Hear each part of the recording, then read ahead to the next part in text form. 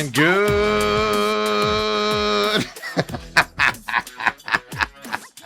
Wow. I don't even know what that was, man. Wow.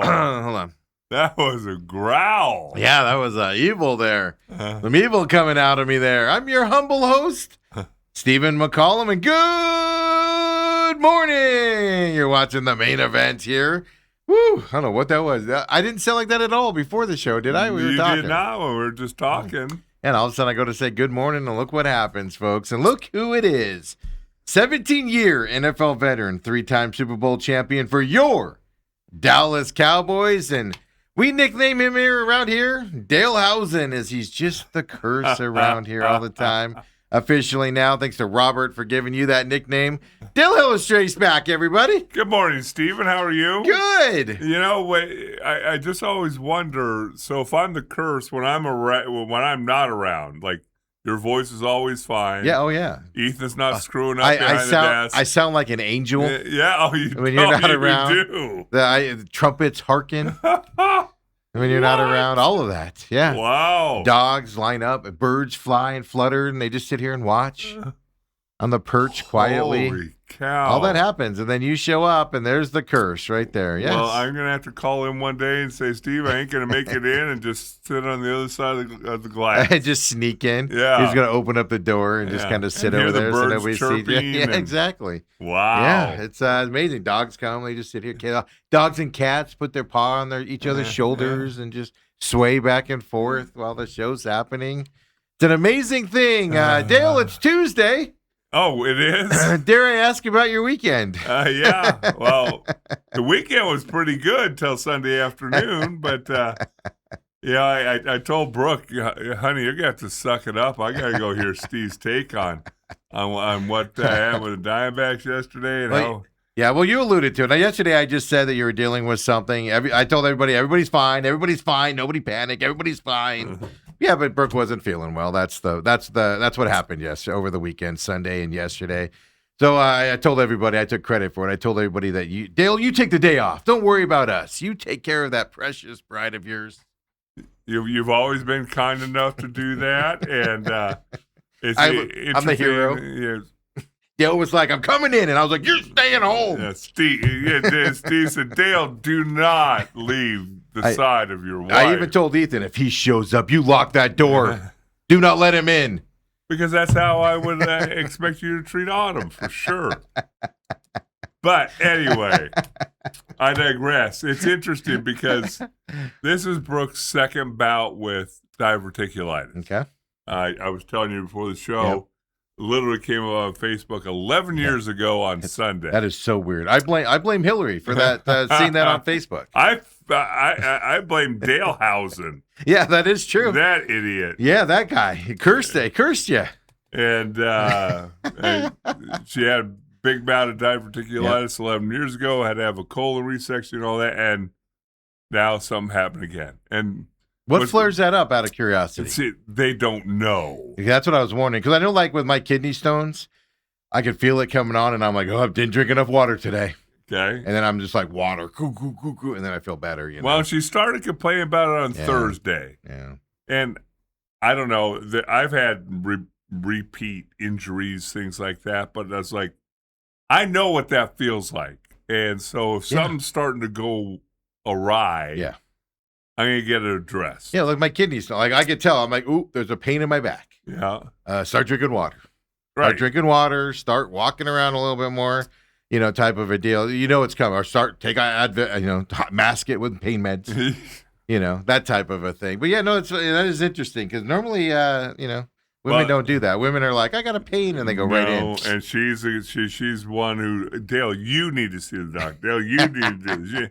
But anyway, she ended up Sunday afternoon going to urgent care, and the pain had gotten so bad. So anyways, she's in the hospital, doing much better this morning. It's an infection in the colon, and they got to get rid of that. Yep, and they've got her all flushing it out, all that stuff. So Dale, I allowed Dale to leave her side today because I'm not going to lie to you, she's probably tired of Dale complaining about the small chairs in there and how bored he is and trying to figure out how to watch the Rattlers game on Sunday while he's there. Yeah, that was kind of hard to do I on my phone. sent you a link. Yeah, I did, but it froze a lot. No, the feed. I almost texted you and was like, "This feed sucks." Okay. Yeah, we had the same problem. Okay. Autumn had it on her phone. I had it on my laptop. I had it on my phone, and it was just kicking you out. You had to go back into it. I almost texted you to be like, if it doesn't just refresh, it'll come back up because it was terrible. Right. Okay. See, and I didn't know that. Yeah, I don't understand all that stuff like you do. But Dale's all texting me, "Hey, I'm in urgent care with Brooke. How do I watch the Rattlers game?" And I was like, "Wait, what?" Yeah. And I was like, "Wishing her the best. Here's the link." All you can do is sit there. And what's always funny is whether it's me not getting speeding tickets after getting pulled over. Because you're a cowboy. And that's helped out a few times. Thank you, because it could have been the Philadelphia Eagle cop and write me a double ticket or whatever. Yeah, excess fines. Yeah. Well, hey, I saw that you were picking your nose. But anyway, she'll always look at me and said, "Dale, how do you learn your lesson?" And she's like, "Dale, She eats good. She exercises regularly. She's in good shape for a slightly older woman. And yet these things happen to her. She's like, this should be happening to you." Well, my favorite part was when you said it was Brooke. I was like, yeah, of course, Brooke would be the one with. Because I was afraid when you texted me, I told you, I was like, oh, she tripped over the dog or one of the grandkids or something and fell on the concrete or the floor or something, and now something's broken or something to that effect. That was my first thought was, and then I was like, wait, that would be Dale, not her. If it's a fall, it's got to be me. But yeah, if she's like, you should be in this bed, not me. What the heck, Dale? The way you eat, the way you do stuff. Yeah. Meanwhile, Dale's all eating chicken wings, sauce all over his head. She's like, I'm not feeling well, and Dale's like, we're gonna go to urgent care right now, and he's all just walking in with just wing sauce all over him. I always attribute it to me drinking evaporative cooler water as a kid growing up. Off the hose? Yeah. Out of the hose from the evaporative cooler. We do have a better immune system and stuff and pain tolerance. I think stuff like that than the younger generation does. Yeah. Food to drink purified water. Yeah. Oh my God. So me and Ireland went back to that Feed My Starving Children's place. She wanted to do some more stuff there. So we made an appointment and went there. So we went yesterday afternoon. And I was like, I'll take you at 4:45. Her mom's at work. So I was like, I'll take you at 4:45. We walked in, Dale. And it's funny you brought that up. There was a group of like 7, 8 people that were all walking in together. Dale, every single one of them had a little thermos of water with them as they're walking into the place. I'm like, you literally just left your car to walk into a lobby. Right. And now you're going to be doing this where you're not allowed to have anything in there. It's food service, you're packing stuff and things like that. And I just remember, yes, that's funny you said that. I literally look at these young kids like, all 7 of you have a bottle of water with you, container of water. And you just walk from your car into here. What? It is a completely different world, and I think there's a lot of good things about it, Steve, but there are some things. Oh, don't get me wrong. We were unhealthy back then. I mean, in terms of that. Well, I was reading. But you adapted. Yeah, well, that's the thing. I mean, you knew. I mean, I was reading, I think it was last week, was something like the 25th anniversary or something of the Corey kid, from Minnesota Vikings who died in the heat related because he didn't get enough water, and then things changed after that. The anniversary of that was just last week. Yeah, that obviously a tragic situation. I've always said this back. I grew up here. I was born and raised in Arizona. Yep. I went to Saguaro High School. We used to have 10 days of two-a-days. Full pads, 10 days, two-a-days. And 6 to 8 in the morning, 6 to 8 at night. Mm-hmm. You got 1 5-minute water break. Yeah. And if you were screwing around, you didn't even get that. No, if you were bad practice or whatever. And nobody died. Nobody died. Yeah, I'm sure. But here's the thing. I'm sure people did, but it was a rare, it wasn't something that was blasted all over the news. Well, no. Because there was no breaking news, boom, boom, boom. But anyway, we were outside all the time. We either watched one of 3 stations on TV. There was no Sega Genesis. I remember the 121-degree day here in Phoenix, whatever summer that was. I was out playing shirts and skins on the basketball court that day. Yeah. To the point where I got so sunburned, I had water blisters the size of Texas growing on me. I couldn't sleep at night. It was so bad. Hold on, you're on the skins team? Oh, I was, yeah. And I'm pasty white too, folks, in case you haven't noticed. I was blessed with Irish skin. Oh, yeah, my back. I couldn't sleep for like 3 days, just basking in aloe vera. My mom had a tree, and I was just cutting branches off and just rubbing them.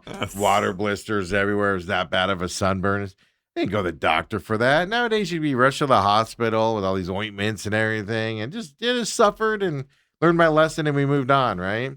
By the way, Corey Stringer, 2001 is when that happened. So 25 is the 25th anniversary. Okay. Last week of that as well. But it was just interesting that you brought that up, because yesterday I walked in and I was like, you literally just left your car, walked 100 feet into the place.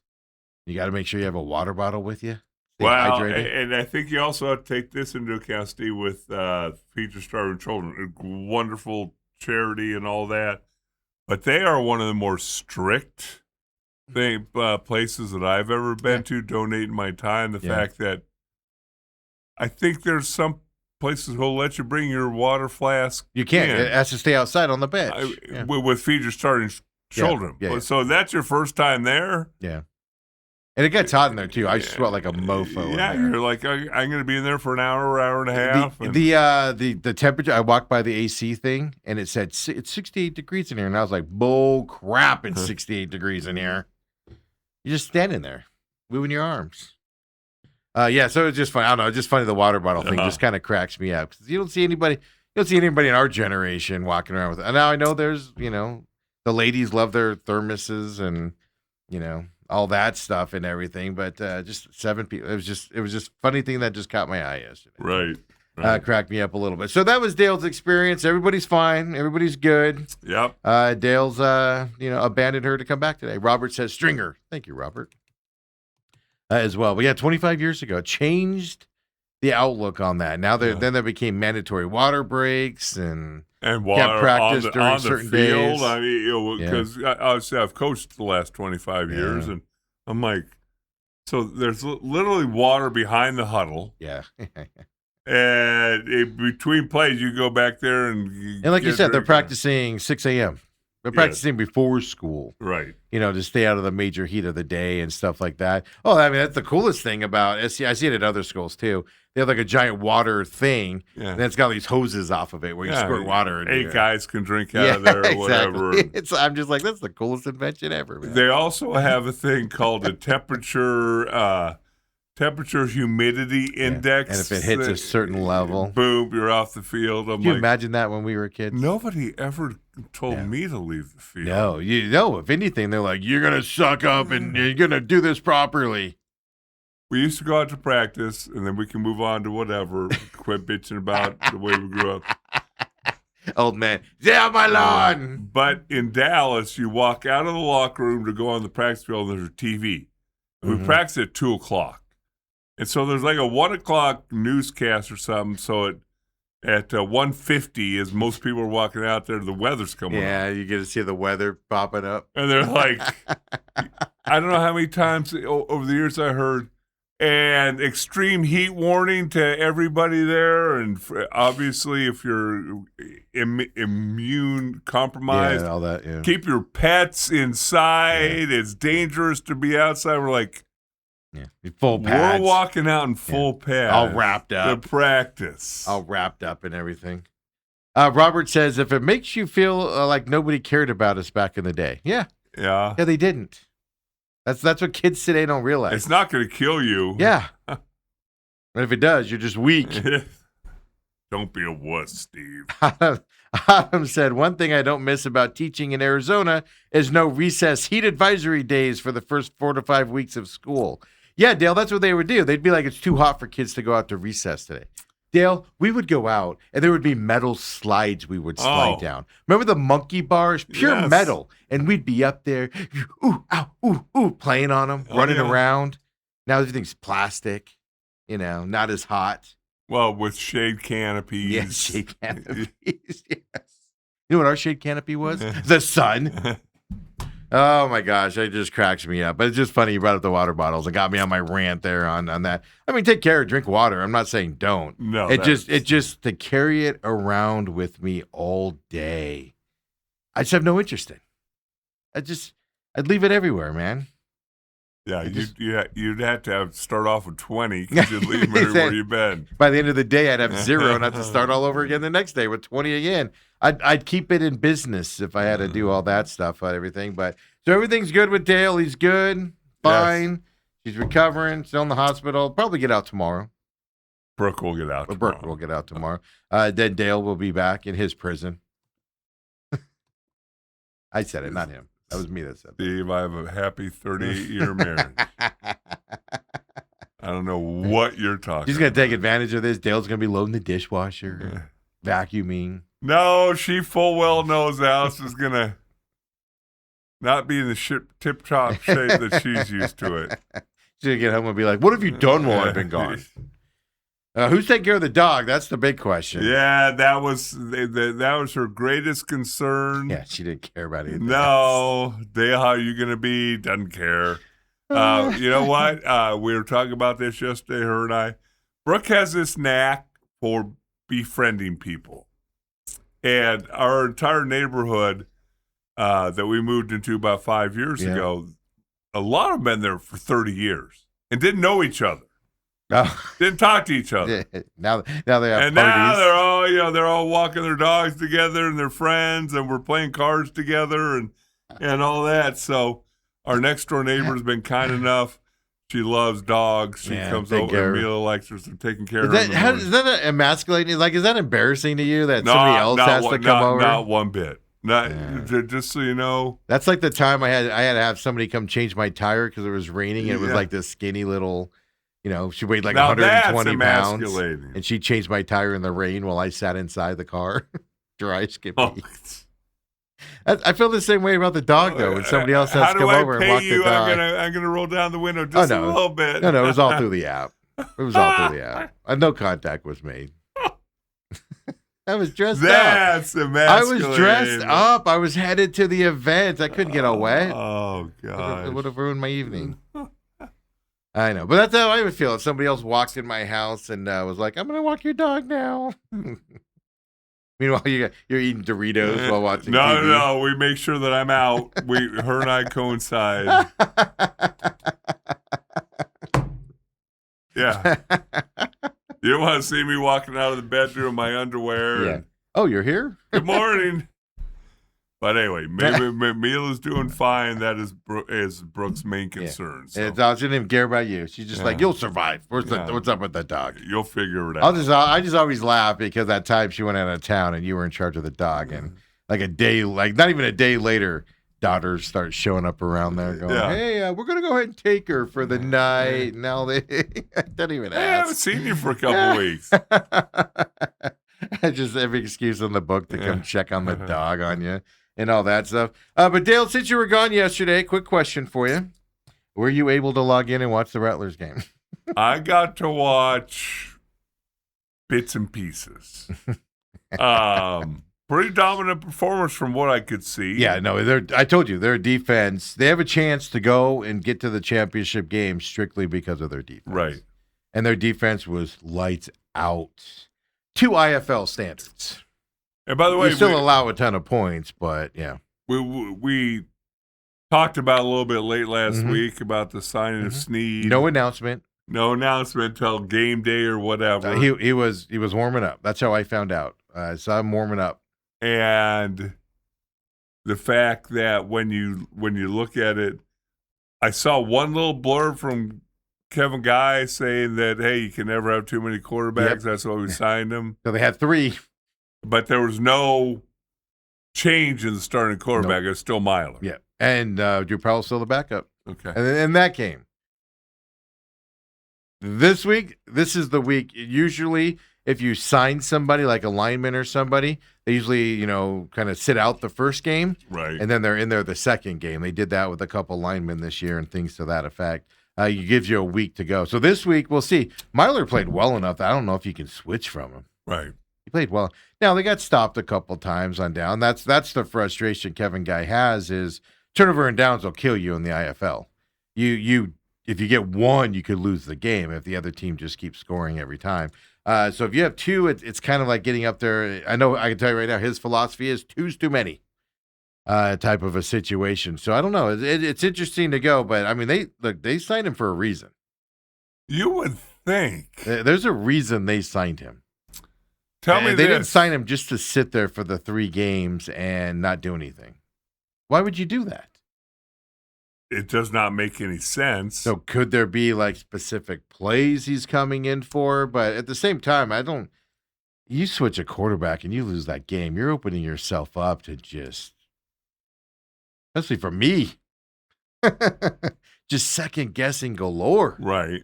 But there could be specific plays he's going to come in for because he throws that beautiful back corner touchdown to the guys. I've never seen anybody throw one as nice as him on the Rattlers. Right. Drew Powell will throw it over an outstretched hands of a defender and pinpoint it, and it looks beautiful. Dalton Sneed, man, would just float that thing up in the air, and it would just fall directly in his receiver's hands at the back of the end zone or something. And it was just a beautiful thing to see out there. But yeah, no, he was signed. He was out there. He was warming up at least. So we'll see. But that defense is going to keep him in it. Going to San Diego this weekend and everything. So Sunday afternoon, 4:30 p.m. on Yahoo Sports again. And hopefully the feeds. I'll tell you this. I'm giving Yahoo Sports a bad time for their feed. The problem most likely is, and the Rattlers have this problem in Glendale Arena, it's usually the internet at the stadium. Type of stuff is what you have to worry about, right? For that. So it might not have been the Yahoo Sports, but I'm still blaming them. It was terrible to watch. Kept getting network errors, connectivity errors. No, I know you. I have not watched much indoor football league. I know you do. What was the dude with the white outfit on the field? You want me? Are you gonna make me say this? I couldn't figure that out. I couldn't really. I wasn't listening with volume up. But. Okay, I'm gonna say. This is me saying this, not Dale Hellestrae. This is me saying this coming up now. Ethan, we'll get to that in a second. So Yahoo, if you don't know, Yahoo took over this year most of the game. There's another company called On3 that does it as well. You have to pay for their services, but they do lower tier games, etc. out there. And they went through and they got national people they thought were national calling people and people that work for ESPN and all this stuff. Lower tier announcers, play-by-play people, but people they think are in the know, right? And they don't know what they're talking about because guys like Floyd, guys like Dale, they were like, oh, we don't know who you are, so you're out of there. And I've watched a lot of games. A lot of untalented, crappy people. And this dude that they have out there, I'm not going to say his name. He doesn't even deserve it. Walks around with, it's fine. Your job is to get in the huddle, get sideline reporting, and listen to the referees talk and stuff like that. The way he holds the microphone, the way he like flips it around and makes himself. Dale, there was a play. No, there was a penalty, and it was a first down. I think the Rattlers got a first down, but it was a penalty. He's walking behind the refs, kind of like twirling the microphone a little bit, like total distraction to the referee making the call. And then the referee's calling a first down because there's a first down penalty, and he's behind him going, as he's walking by. Dude, enough of the clown show. We're not here to watch this clown show of the announcing and stuff like that. Have you seen him before? Oh, yeah, he's been on several things. Okay. Yeah, he's been on several. They had another guy on the side. So basically, he was on the Rattlers sideline. They had another guy that was on the other sideline for most of the game and stuff like that. And the other guy's really professional and stuff like that. The white jacket dude is kind of like just a clown out there. You want to up it, you tell broadcasters that have been doing the IFL for years out there, all throughout the league, well-known, established people that called IFL were told they weren't big enough to do it.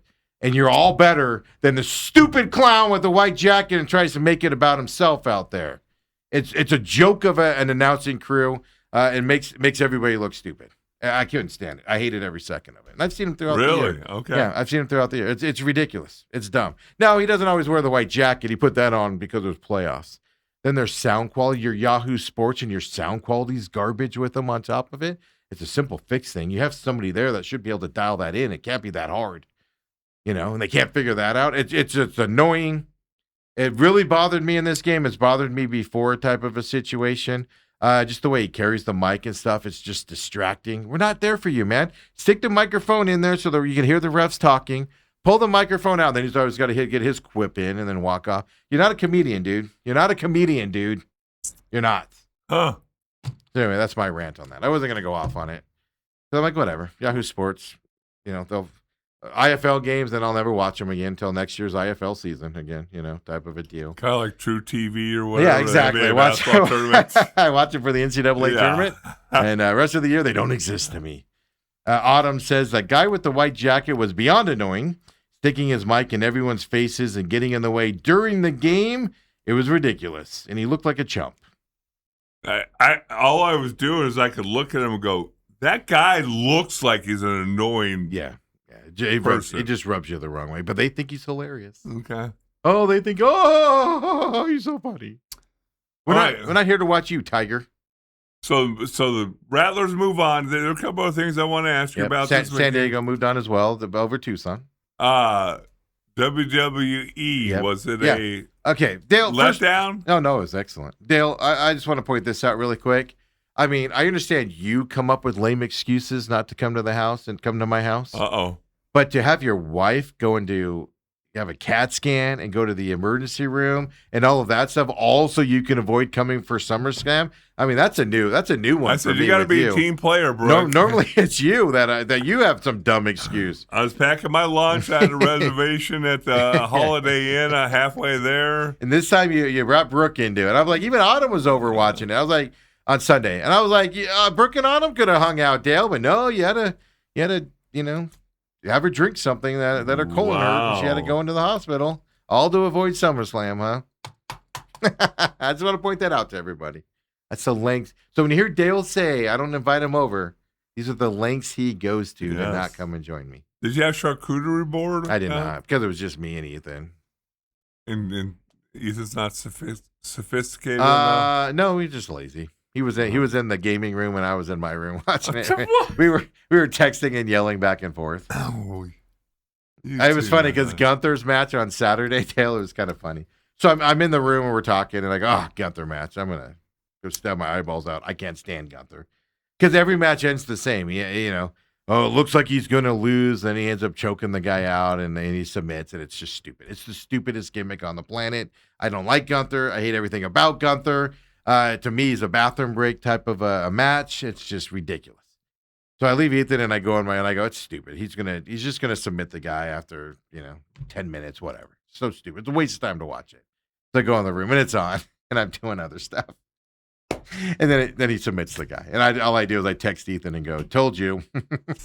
And he's yelling down the hallway, and I'm yelling back. Did I see where somebody handed over the championship crown or something? The belt? Well, no, I mean, lots of turnover, in the belts and stuff like that. Is somebody retiring? Well, Brock Lesnar. I thought he retired last one. Well, in WrestleMania. So I told you that theory. That was a surprise retirement. And I'm pretty sure WWE went, all right, what's it going to take to keep you here through SummerSlam? I think that was the deal that happened there. But that was he's that big of a draw. Oh, my God, he's huge. Yeah. He's a big dude. Yeah. And did a Hell in the Cell battle with and everything. Two big boys battling it out there. Daly tore the ring up where you could see the wood underneath it. I was like, oh, yeah. Cell. Yeah. Everything goes. No referees. Everything goes. Can't escape the cell. Yeah, so Brock, of course, it was good. I was worried the Saturday matchups were going to be more fun than the Sunday ones, and both of them were enjoyable. You have those matches where you're like, you're doing something else, because you don't want to see them or whatever. My only complaint about Saturday was every match was like 10 minutes long. It was ridiculously fast matches. And you got to have at least when you get, especially to get to the main events, you got to expand those out a little bit, 15, 20 minutes and everything. That's my one complaint, but it was good. I enjoyed it. SummerSlam was better than the 2 nights of SummerSlam as a whole, was better than the 2 whole nights as a whole for WrestleMania, even though night 2 of WrestleMania was way better than anything you've seen before out there. So it was a good time, Dale. Sorry you missed it. Wow. Oh my God, Donhausen came out, and you had the little guys come out and help him out. It was beautiful. It was a great match. Who did he put a curse on? Pretty much everybody. Curses everybody. You are cursed. And people go crazy. Oh my God, Dale, it's the best thing happening right now. When he first came in as a character, I was like, it's stupid, it's ridiculous. I have no interest in this. And then I've learned to enjoy his shtick out there. And because I realized, at first I was like, nobody needs this garbage. But then what I realized was it harkens back to like the 80s and 90s, like WWE. Because WWE has a tendency these days to take itself really seriously. Like it's everything serious and everything's like in line and da-da-da. And he just comes out, man. He's just fun. He just comes out. He just doesn't take anything seriously. It's like a comedic effect type thing, but then you're kind of into the match and stuff, so it's not like a fake deal. He just shows you bring more personality into wrestling. Wrestling went very corporate over the last like 10 years, where everybody's stoic and tough and all of this stuff. And even if you do go out on a limb, you don't go that far out there. And he brings that old charm back again and stuff like that. It was pretty fun. I'd show you a clip of it, but it would be instantly taken down by the police copyright gods out there. Yeah, as well.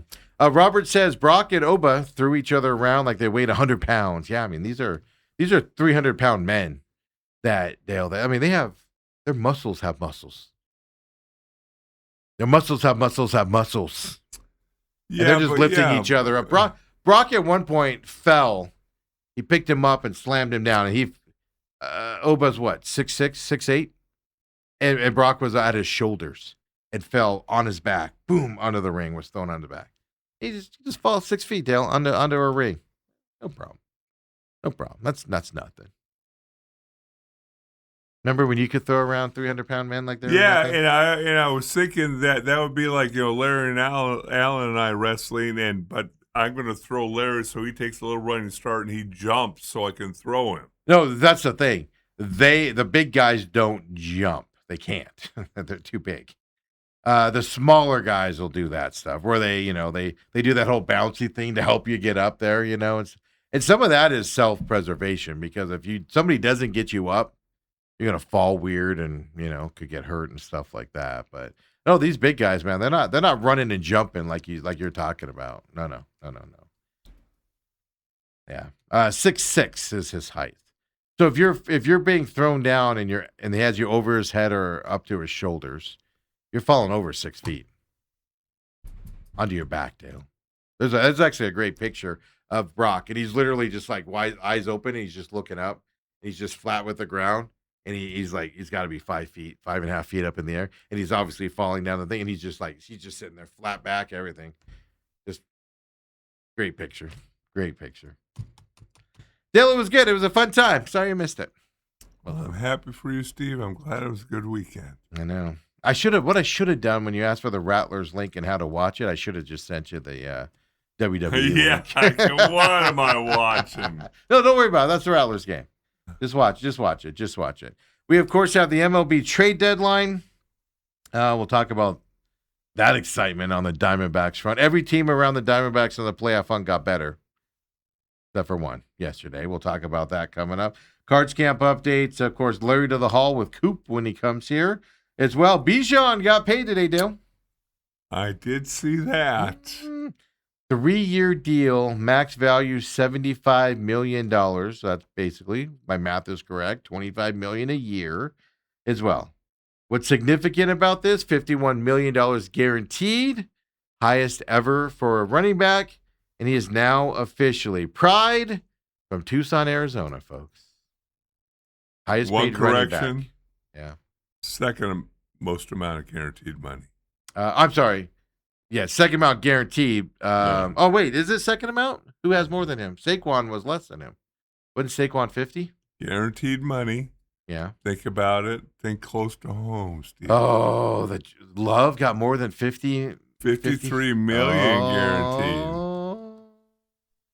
So it goes Jeremiah Love. This is guaranteed money. That guaranteed money only. Love, Bijan Robinson, Barkley, and then Austin Gente. Yeah, I didn't even think about Love. I didn't put him in that category as a rookie. Yeah. All right. But he is the highest paid running back. Yes. Yeah. And rightfully so. Oh, he's a stud. You know. Hopefully, you're hoping Jeremiah Love can get into the conversation of being compared to Bijan Robinson. Yes, in the conversation. In the conversation. I'm not going to say he's going to get there. I'm not going to say he's going to surpass him because we're talking rookie. And Bijan's been in the league, 3 years? Is this his fourth year now? Going into his fourth year? Yeah. So I'm not going to say he's going to get to that level because anybody that at this show a couple years ago, man, I used to just follow Bijan. And I'd always play the clips of him, like in slow-mo of him making some ridiculous move out there and stuff like that. Like I just love the way this kid plays football and what he can do out there. And it sucks that he's on the Falcons because they don't utilize him properly and they misuse him. And it's just like, dear God, just put the ball in this kid's hands. Let him do some magic. Yeah, they kind of did him a disservice, but yeah, again, hell of a talent, and it's great that he's from Tucson. Yeah, I mean, oh my God, could you imagine that type of money in Tucson? Oh, yeah, God, jeez, oh my God, I've never seen anything like this before. Sorry, Tucson, I had to do it. I don't know. I had to do it. It'd be a whole lot of money up here in Phoenix, too.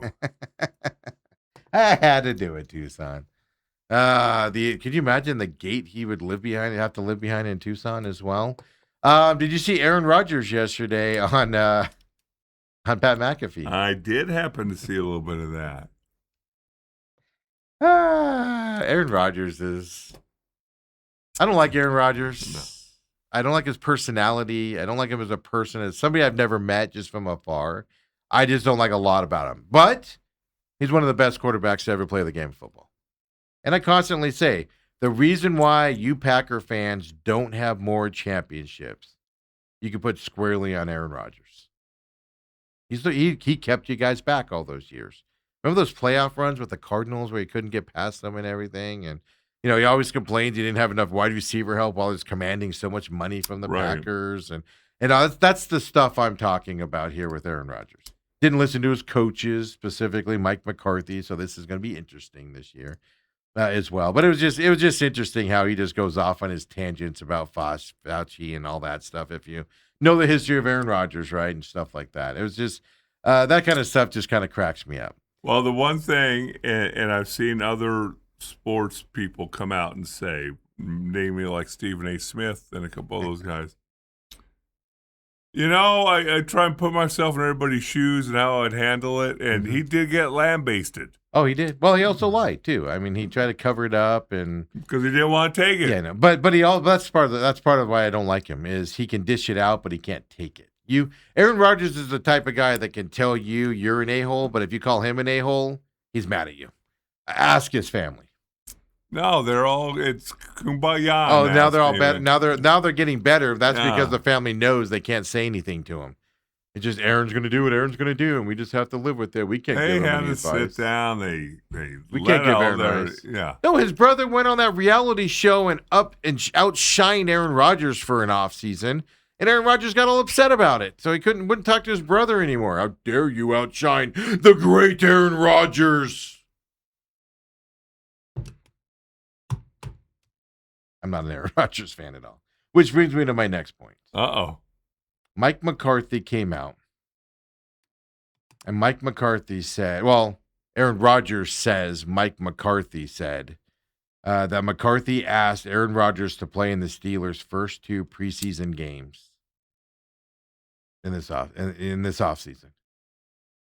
Aaron Rodgers claims Mike McCarthy asked him that he should play in the first 2 games. It's interesting on 2 points. One, you don't see 42-year-old quarterbacks who are going to be your starters play in any preseason games.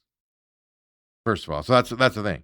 Here's the other interesting thing. The 2 teams they're playing in preseason, Packers and Jets. Now, he wouldn't play for a ton.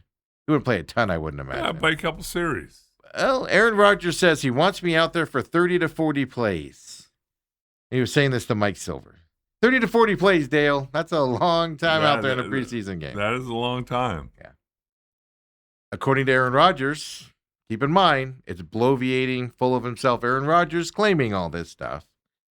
He said, Mike, if you want me to play, I'll play.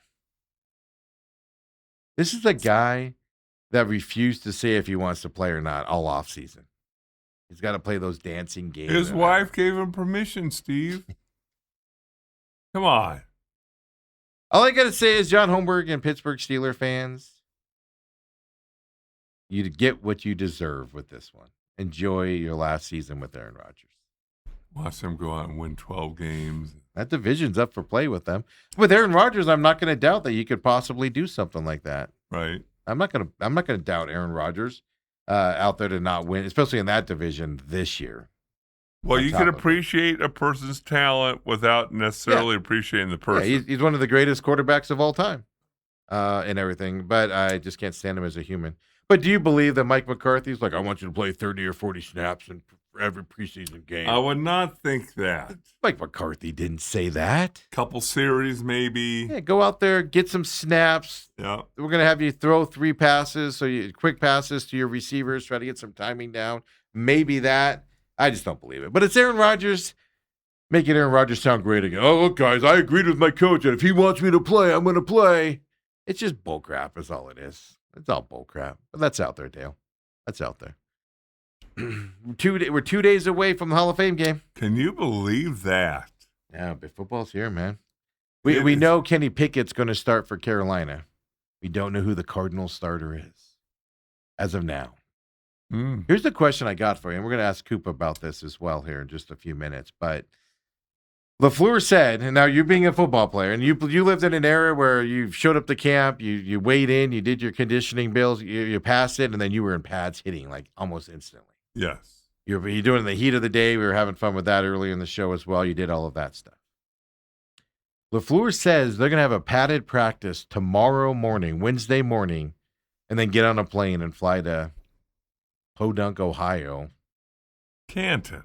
Yeah, Podunk, Ohio, for the NFL Hall of Fame game on Thursday. Now, it's unheard of in today's football. Is that a smart move by LaFleur? Is it a smart move? Well, smart moves in my mind have always come about because you look back in the rearview mirror. Was it a smart move? Nobody got hurt? You got better? Okay. Somebody gets hurt? Not a smart move. Well, that's the thing. It's interesting because I can't imagine you practicing full pads with any expectations that your starters are going to be playing. Well, that's what gets me is you're going full pads because you're kind of warming up the bodies of the guys that are going to play in this game. But then your veterans or the guys that aren't going to play are getting some action before they get on a plane and think about stand it, around for 2 days. If you look at it in today's day and age, because I played in 2 Hall of Fame games, but in today's day and age, they're going to practice tomorrow morning, get on a plane, and they're going to play the game tomorrow night. Thursday night, an extra night. Yeah, so tomorrow morning is Wednesday. Yep. Then Thursday night, play the game. Come back Friday, no practice. Yep. Saturday, probably a walkthrough. Sunday. Red and white scrimmage. Saturday will be more than a walkthrough, but then Sunday's a red and white scrimmage, which means you're full pads playing a football game to practice standards. Yeah. Practice standards, but you're playing, in all intents and purposes, a football game. By the way, my brother told me to tell you his buddy who kept his season tickets in the lower level, he's down to 4. Yeah. He can invite 4 people. So he can invite 4 people? I mean, to that walkthrough on Saturday or Sunday or whatever, this past Sunday. You were saying that your 4 tickets got you 2. Okay, let me clear. I got to look up that email. I just read the email as saying I can invite a guest. Well, here's the thing. He's just lower level.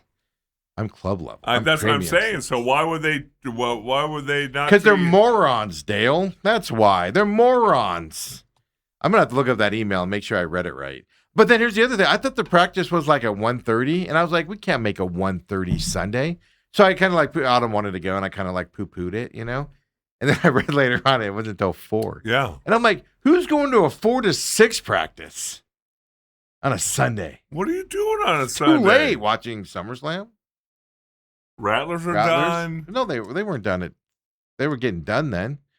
Who's trying to call? Who's 4 to 6? Hey, really quick, Ethan, do you still have it? Throw up that IFL bracket here just so Dale can get up to date here since he couldn't figure out how to work Yahoo Sports over the weekend, even though I sent him a link there as well. So Green Bay Blizzard, last year's runner-up, still alive against Tulsa Oilers. Don't be the 2 seed in the IFL playoffs this year. The Jacksonville Sharks is the 2 seed, lost as well, and so did the Vegas Nighthawks. So 2 seed is the death of you, apparently.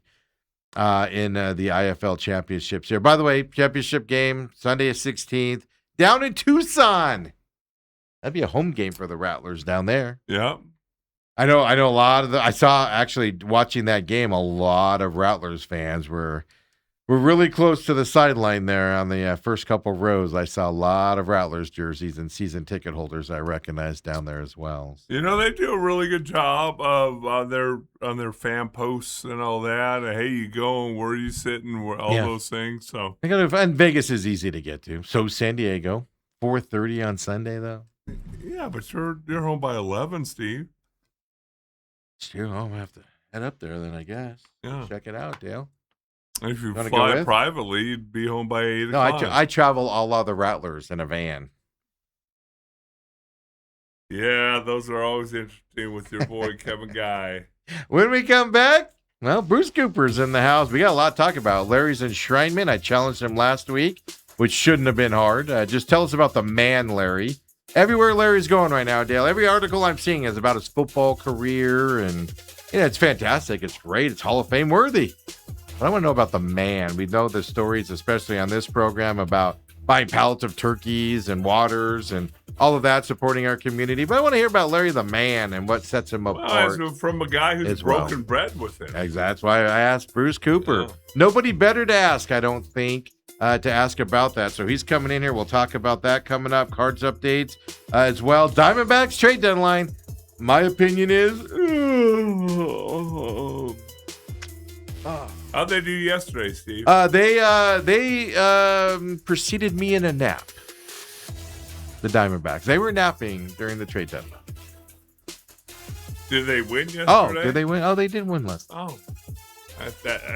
Last I heard, that's the name of the game. Did you know who wasn't in the game last night, Seawald? And I was wrong I said they DFA a pitcher yesterday, and I was wrong.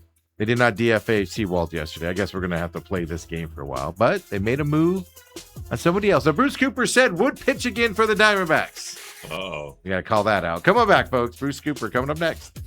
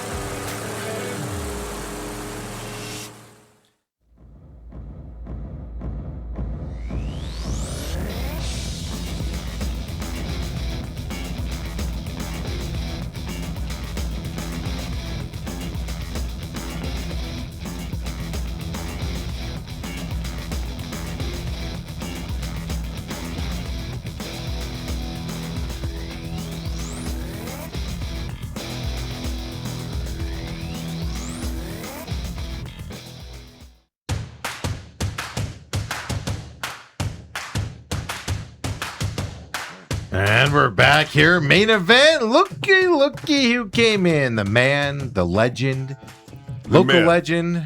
I don't know if he's a myth. He's real. I'm touching him. Yeah. He's real. Bruce Cooper joins us on Tuesdays as well. Bruce, first of all, how you doing today? Doing great, guys. I'm out of the business, if you will, but I still managed to find some sources to give me some news. Oh, and you know what I learned?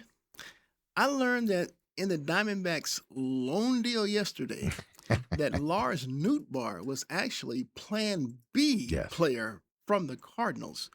The player they coveted the most from the Cardinals, first baseman Alec Burleson. Mm-hmm. Now, the reason why that deal did not come off is because the Cardinals wanted a current major leaguer as part of the package coming back to them.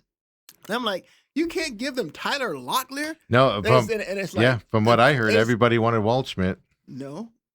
He wouldn't let me know. He wouldn't let me know who it is, Okay. but the impression that I got, just because a slip of the tongue, well, his versatility was too much. So I was thinking Tim Tawa. And I don't know that, but Tim, for the Cardinals, Tim Tawa and whatever else. Yeah, you get more. You get more for from Alec Tim. Burleson. And one thing I didn't do, I thought about it. I only thought about this coming in. It didn't hit me to ask it because I'm like, does Burleson? Is he a free agent after this year? He's still under control. I think he's under control through 27. Don't quote me on this because I read a lot about players yesterday. I want to say he's good through 27, but don't quote me on that. But I don't blame the Diamondbacks. If Tim Tawa was part of the package that the Cardinals wanted to unload Burleson, even though I watched later that night, Burleson hit 3 Did you see what he did yesterday? Hit 3 home runs against the Cubs. I'm watching that game yesterday afternoon, and I'm just like sick to my stomach. I'm like, this guy could have been a Diamondback guy. Yeah, but 3 home runs, upper deck home runs yesterday on top of it. Is Burleson a free agent or is he under control? I'm looking it up right now. Okay. So give me a second here. All right, because that would make a difference. So, I still wouldn't want to give up Tim Tawa. I heard that everybody. What I was told was everybody was asking for young major league talent, not minor league talent, for it, and they didn't want to give any. But I heard pretty much everybody, is what I was told, wanted Waldschmidt, and that he was a non. There was an absolute. You cannot have this kid, and deals fell apart because they said no to Waldschmidt, and they didn't want anybody else. Well, I'm telling that's you, what I was told for a majority of them. And you're probably right, but as it relates to the Cardinals, I do know that Waldschmidt doesn't offer the versatility. I don't have the dares here, but he does have long-term club control still, which is probably why they wanted a major league type player. Because the longer the club has to control it, the more you want in return. Well, we do know that Tyler Locklear was not what the Cardinals wanted back in return. Right? Yeah, that's true there. But that's what I heard. I mean, it basically, And look, honestly. And I heard Mike Hazen. I didn't hear him. I read something. I have a clip from him where he was a little upset that he didn't pull off more. Yeah. And I think what I was reading that he didn't want to wind up in the same position that he did a couple years ago when the Diamondbacks were forced to go with a bullpen arm. And I don't think that'll be the case this year, even though they didn't get a pitcher. I mean, when you have Soroka.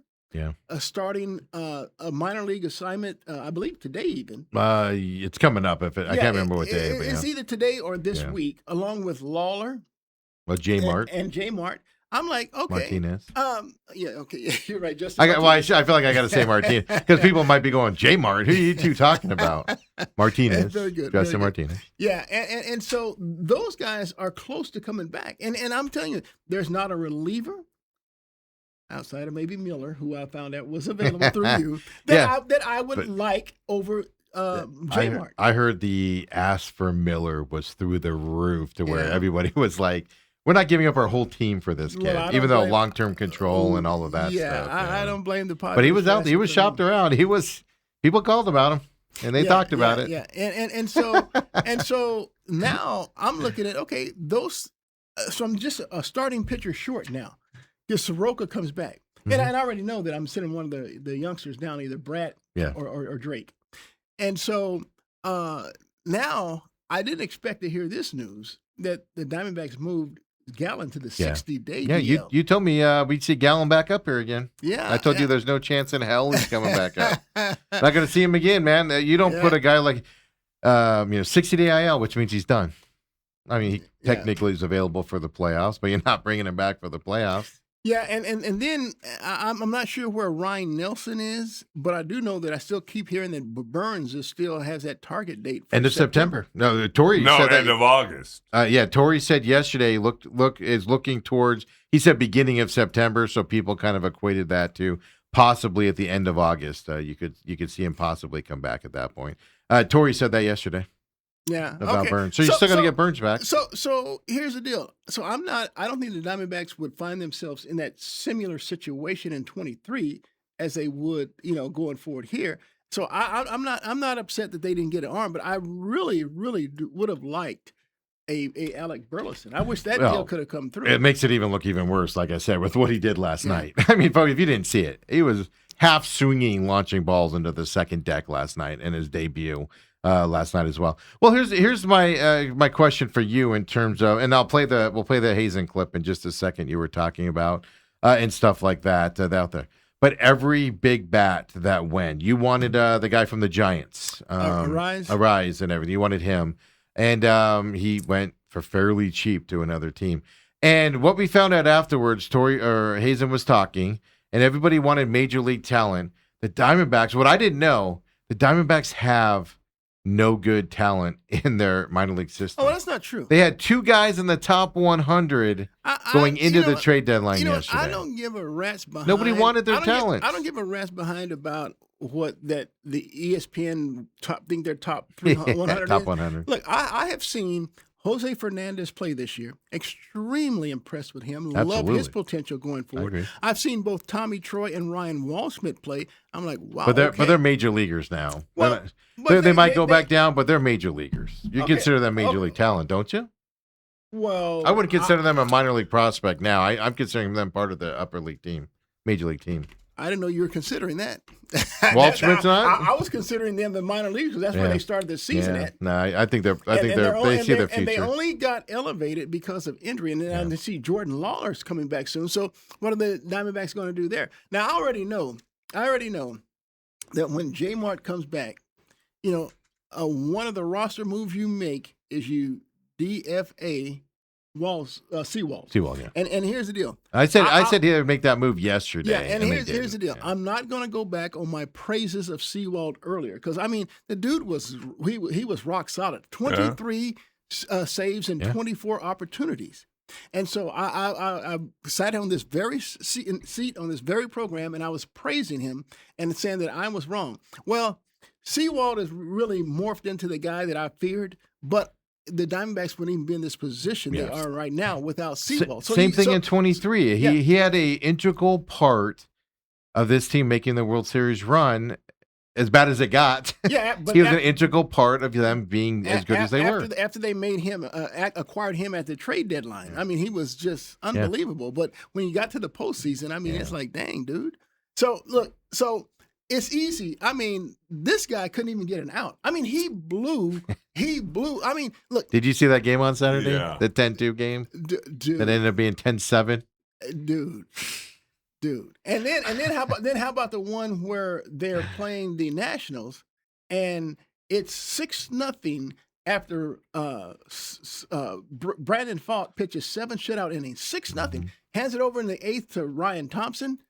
And Thompson gives up 3 runs, so it's 6-3. So now Seawald comes on in the 9th. Yeah. He gives up a double, 2-run homer, solo homer, and it's 6-6. And now Pfaadt doesn't get the win. Now, Pfaadt has 7 starts since he's returned. He's 6-0 with 1 non-decision, and we can blame Seawald for that. But look, I'm not here to throw dirt on Seawald. He's just whatever it is. The dude can't even get people out now. He can't get him out. Yeah, whatever. He's throwing the same way. He threw at the beginning of the season. He threw it directly over the plate at high 80s, and guys were missing it. It is weird to me how. I don't know if it's after everybody wakes up after the trade deadline and they go, now we can figure out how to hit this guy. No. But it is amazing to watch how it falls apart so quickly with him. His pitches now, because I don't know if it's his sweeper or whatever it was, because it would when they're swinging, the ball is always breaking away.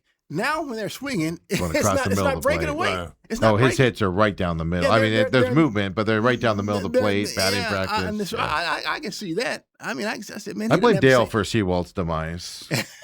But I was saying yesterday on the show, I said, okay, I expect the Diamondbacks to DFA Sewald, maybe Thompson as well in those moves. Yeah, But and I said I expect that, and I expect a couple young guys to be brought up. And the reason why I was focusing on that was they moved a couple young guys from Reno into their taxi squad, which means you're not on the team, but you're here in case you're needed in a hurry, type of a deal.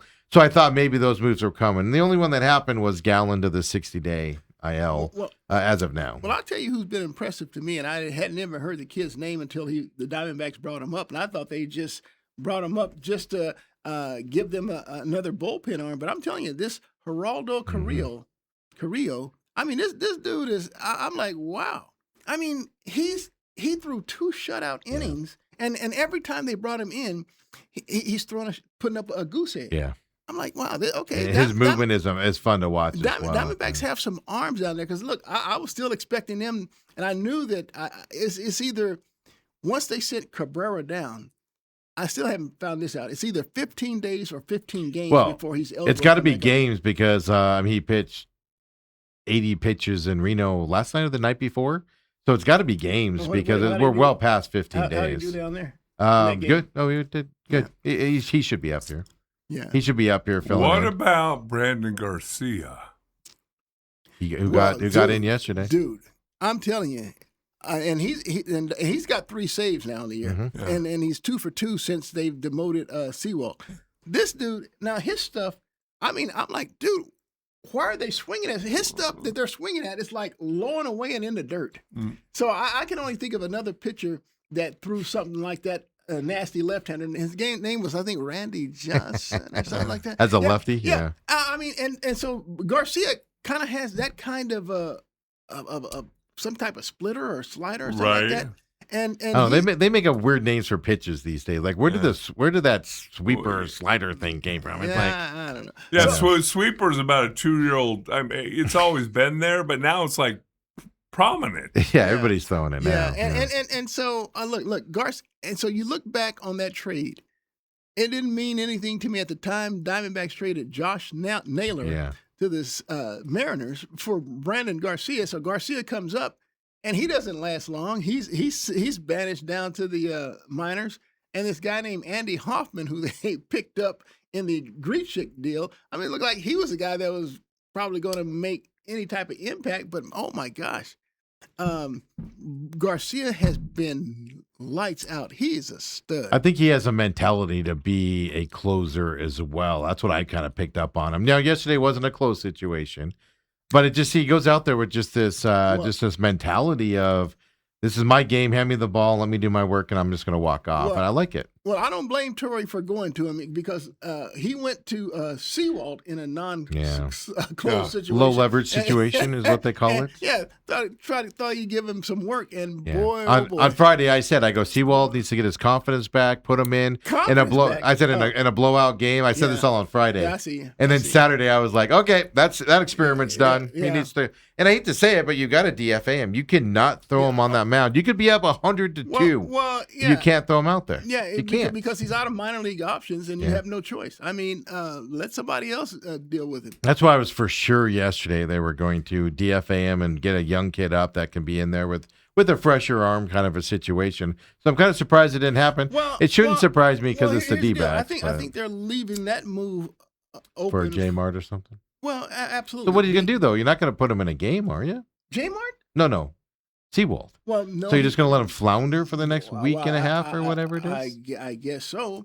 But I'm with you. I mean, what difference does it make if you DFA him now or tomorrow or a week from now? But you could have a young guy come up here, and have a fresher arm in the bullpen that's available that you would be more confident if you needed somebody to come in even in a low leverage situation. You'd be more confident in some young guy you've never seen in Reno than you would Seawald walking out you know there. What? You ain't lying there. I mean, So that would be the difference to me is you're just going to let Seawald sit. That tells me they're planning on they'll use Seawald in another low leverage situation again. Don't say that. Why keep him out there? I've seen enough. Well, you make a very good point there. You make a very good point. What you do is you do the old baseball thing like they're doing with Gallen. Oh, Seawald's shoulder hurts him. Yeah, 15-day IL. And then he goes into that. You can still pay him if that's the loyalty. His money's guaranteed. Yeah. Whether they. But so you make that move and you bring somebody up. If you don't want to embarrass him, that's what you do. That's what they're doing with Gallen.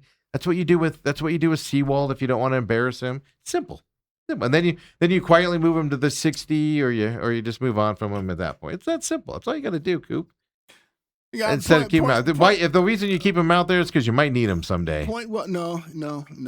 I can't. At this point, if you say I might need him, then I have to have confidence to put him out there. I have zero confidence to throw him back out there. Well, just if what he said to Torrey when he was demoted is true, it worried me a little bit.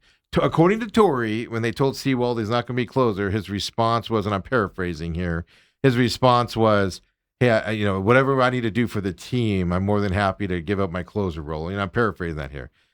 And that scares me a little bit because I want somebody who gets told they don't have a job anymore to go, what do I have to do to earn that back? Get me back out there. I'm going to earn that job back from you right now. And if you go, that's okay. Yeah, somebody else could take the closer role, and I'll take this role. I don't necessarily believe that's what he said with Torrey, but Torrey's letting it out there. And it's just like, oh, my God, if he said that, that alarms me even more of his mental state. Yeah, but it's also how are you going to argue the facts that you don't have to argue it. You don't have to argue it. You just go, okay, what do I need to do? Yeah. What do I need to do to earn this spot back? Can I work with you? Do you really need to ask that? Yeah. You need to go get some outs, man. Yeah, that's true too. That's true too. But I don't want to see somebody go, it's all right. Yeah, somebody else could take that role. I'm good with it. And then at the end of the day, all this nonsense, and what do? Go out yesterday and do? My boy Brandon Fott. 3 pitchers pitched yesterday too. And here's the deal. So they get Lars Nootbaar. So so he's got to be your Max Kepler if you make it to the postseason. With worse stats. But I'm like, dude, why do you think I just rather get somebody who's going to be productive. I have more confidence in the postseason with Lourdes Gurriel, and that's the thing. You're about to get him back. Yeah, and so I don't need Nootbaar. I really don't. I'd have been fine if the Diamondbacks, based on the fact that they didn't get Burleson or another starter, or even a bullpen arm. I'm okay. Let's just roll with what we have. Well, that's their stance. That's definitely their stance. We'll talk more trade deadline here. The problem that I have with the way the Diamondbacks did this trade deadline is the Diamondbacks, and we'll play the clip here coming up for you here, but they tried to make deals. And they didn't have the people to make the deals with other teams. Or they weren't willing to give up the guys that other teams wanted. And look, I'm still... But that I can understand. And I'm still mad. So I see the Dodgers get Tarek Skubal. So anytime they make a move, I get more and more angry with Shohei Ohtani. For going there? No, for taking $1 million. I mean, heck, you make more money than Ohtani does. The dude's deferred. He's deferred. He's not making $1 million. Isn't he only making like $250,000 a year? No. He's making $1 million. Oh, is that what it is? I heard that he deferred $1 trillion and only took $1 million. Yeah, he took whatever the minimum. I'm obviously exaggerating. I think he's making $2 million, deferred the rest. Yeah. And I have seen a lot of articles about. That's exactly why there'll be a strike and maybe not a season. I mean, the Dodgers did the right thing in deferring it. Every Major League Baseball team defers it. Money in the future is worth less than now.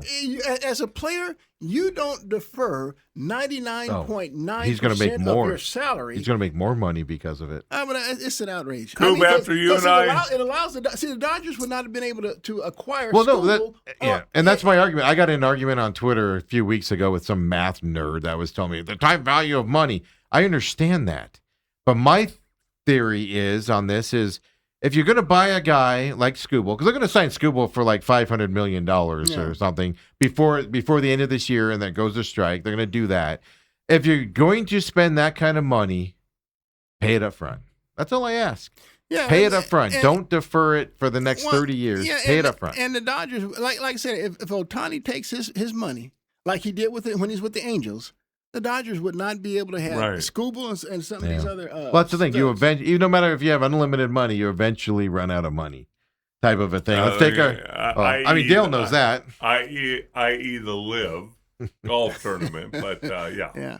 Yeah, the PIF, billions of dollars. You eventually pull the fund on it. And then the owner, is being investigated for all these, tax and fraud charges and stuff like that with his companies. It's just an interesting take there. When we come back, we'll keep it going with the trade deadline. Because as I said, everybody the Diamondbacks are going up against got better yesterday. And the Diamondbacks getting better internally. The main event with Bruce Cooper. Come on back.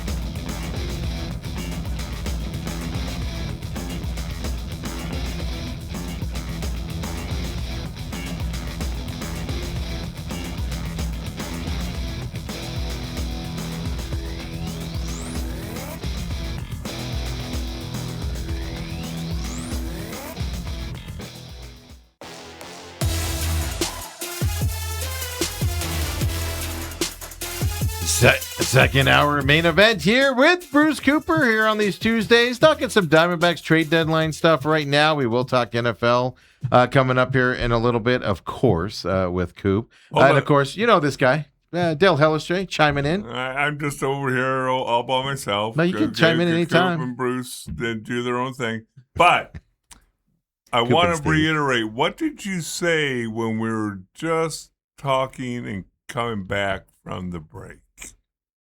Me? Who are the Diamondbacks? Welcome to the main event is what I said. Not going to have who when? Kepler for the playoffs. Playoffs. I will say this. The trade yesterday did make me feel better because I had this awful feeling that because Pavin Smith wasn't picked up, so he's with AAA. I had this terrible feeling Kepler wouldn't be able to play in the playoffs. And then here comes Pavin Smith again.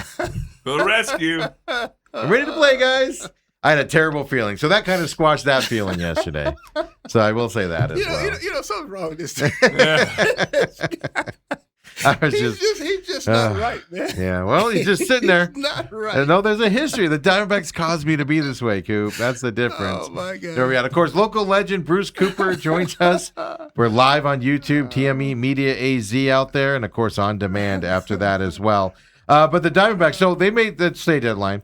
I told everybody last week Diamondbacks aren't going to make a big move, and you saw the big bats slowly go to other teams. It wasn't an expensive trade deadline. Even Scooble to the Dodgers wasn't. The Tigers GM is out defending his move because they got 3 minor leaguers back for Scooble. He's out there doing that stuff right now. So it wasn't an expensive trade deadline by any stretch of the imagination. But I was telling everybody last week, Diamondbacks are happy with who's coming back, and they're going to bet onto that. But then your GM, Hazen, after the trade deadline yesterday, goes to the media and they know, your fans are frustrated and stuff like that. Coop, here's what Mike Hazen had to say yesterday about his frustration levels. Listen to you right now. Yeah, I think it's frustrating in the sense of listen to you right now. Yeah, I think it's just when you're more it keeps looping here.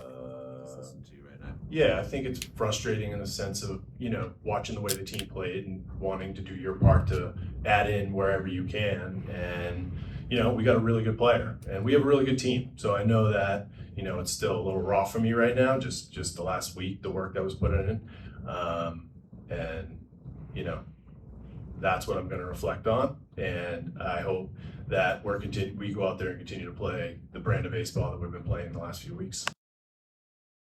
That's a guy that is 100% content with this team being what it is. Oh, you're not buying his frustration level? No, not at all.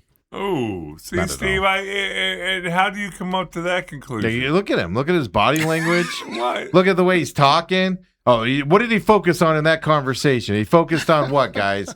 He focused on how good this team is.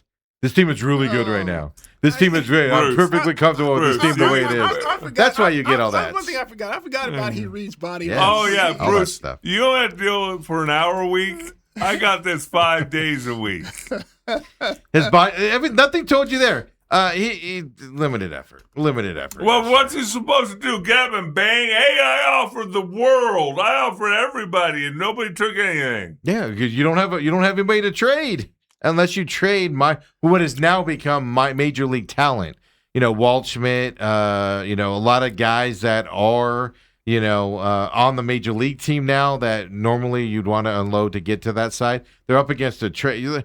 They tell us how they're up against the luxury tax and they don't want to go into it, so they'd have to trade talent numbers in order to bring guys back to stay under the luxury. All of that was said beforehand. So how frustrated can you be, Coop, when you've set for the last week and a half about how it's going to be hard to make trades with the luxury tax and the pricing of these guys, and we're not going to unload our major league. How frustrated can you be that you didn't make any moves except for one that makes very little sense out there? How frustrated can you be? Yeah, I, to be honest with you, based on what the Diamondbacks did, I wish that they just wouldn't have done anything because I'm not a Lars Nootbaar fan. I would have stuck with my guns and say, hey, Didn't it feel like, because that trade happened at like 2:50 yesterday our time, didn't it feel like they're like, let's just get somebody? Yeah, I got to admit it did. That's how I felt about it. Because especially after learning that he was their plan B from the Cardinals, wasn't even their plan A. And so, look, I'm encouraged enough by what the Diamondbacks have had on the injured reserve list that's coming back. And I've given some of these young kids a chance to play. Mm-hmm. Like, I think now, I didn't really like losing Alec Thomas because I thought he could be a defensive replacement. But, man, the way they use Barossa in that role right now. And Walshman's been playing defense really well, too, in center field. And so the young kids, even Tommy Troy, who's hurt right now, you're getting him back, too. Yeah, I've been so impressed with the number of young kids that have come up.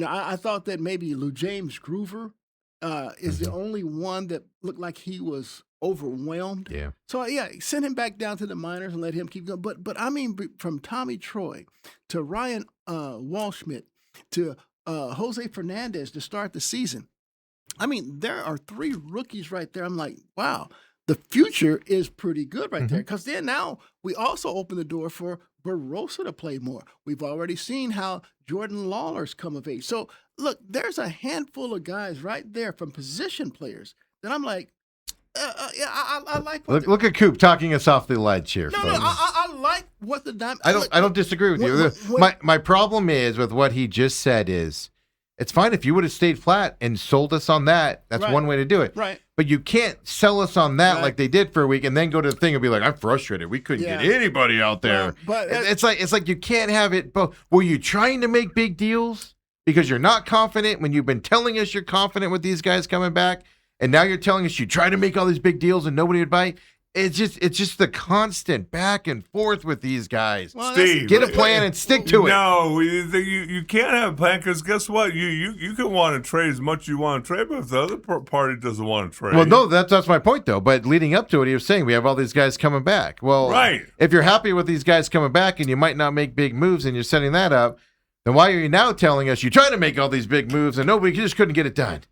Why were you making big moves if you were perfectly content with everybody being there? That's makes my head hurt. That's all I'm saying. It makes my head hurt. Well, what makes my head hurt is you yelling and screaming about nonsense.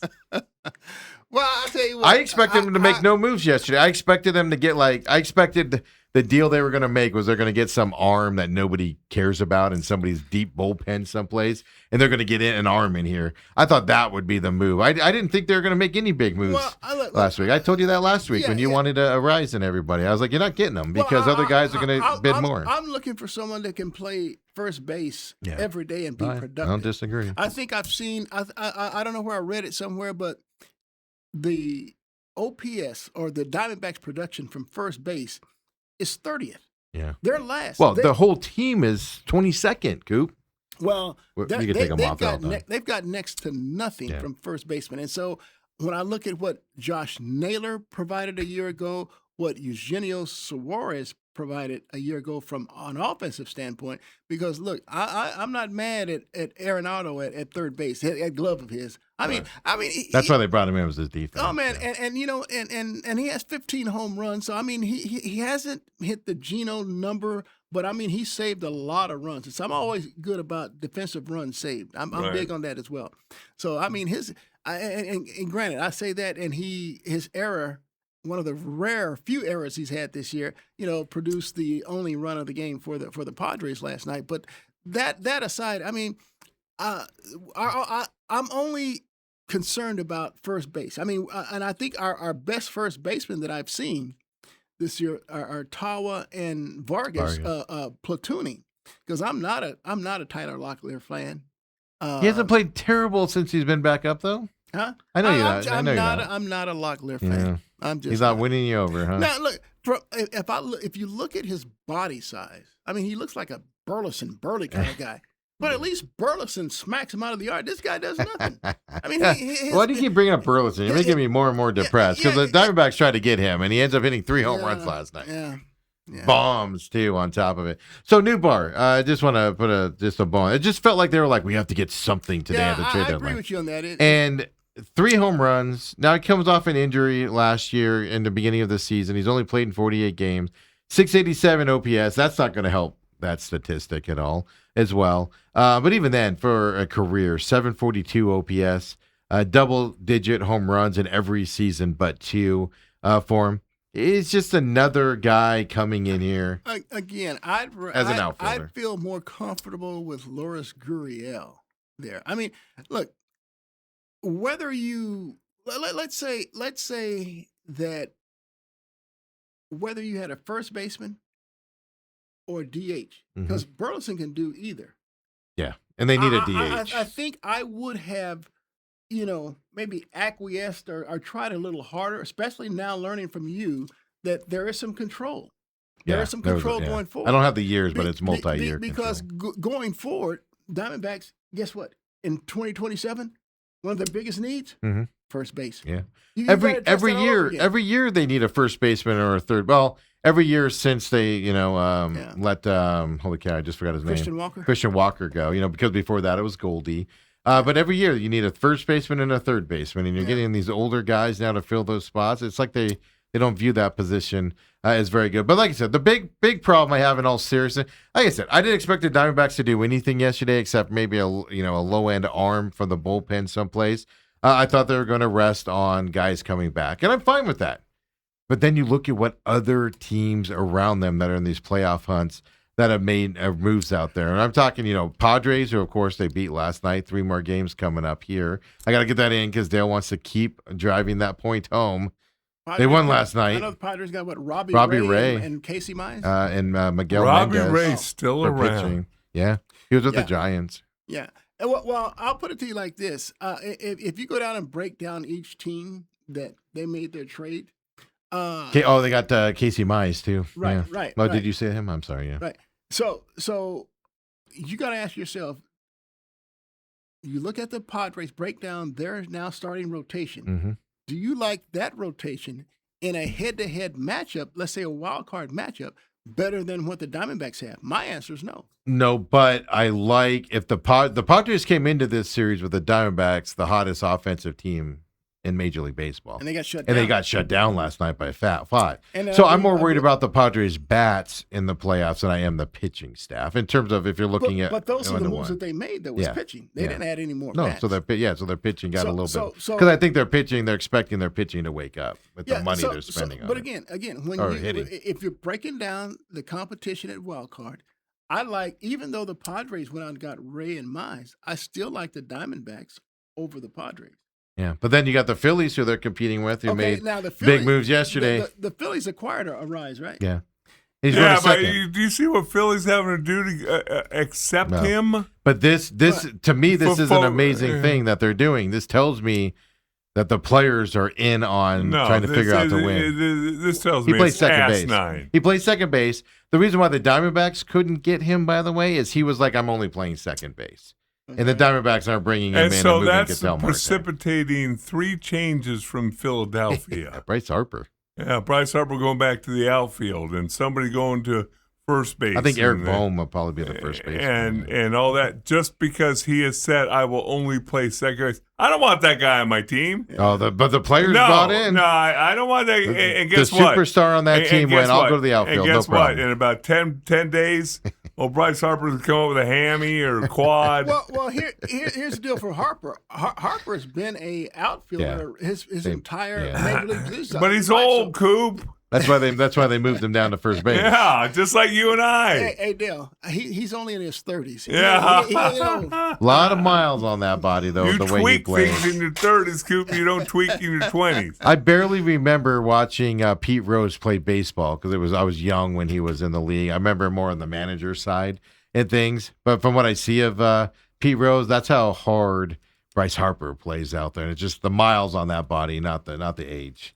For Harper with how physical he is. It amazes me because the thing that impresses me more about Philadelphia is their bats anyway. If I were them, I'd been trying to get some more arms in there. But now, look, I'm not mad at Arise. I mean, this guy's he's been a 3-time National League batting champion, and I mean, he just makes contact. He may not hit the home runs at the rate of a Kyle Schwarber, but you don't need him to.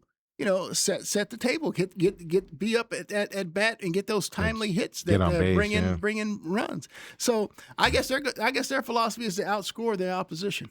Oh yeah, they struggle at that at times. That's why they're trying to figure out their side. But Dodgers improved. Forget about Skubal going there. That's obviously a huge improvement. But they made other trades out there. Chris Bubik going over there, left-handed pitcher, helping them out as well.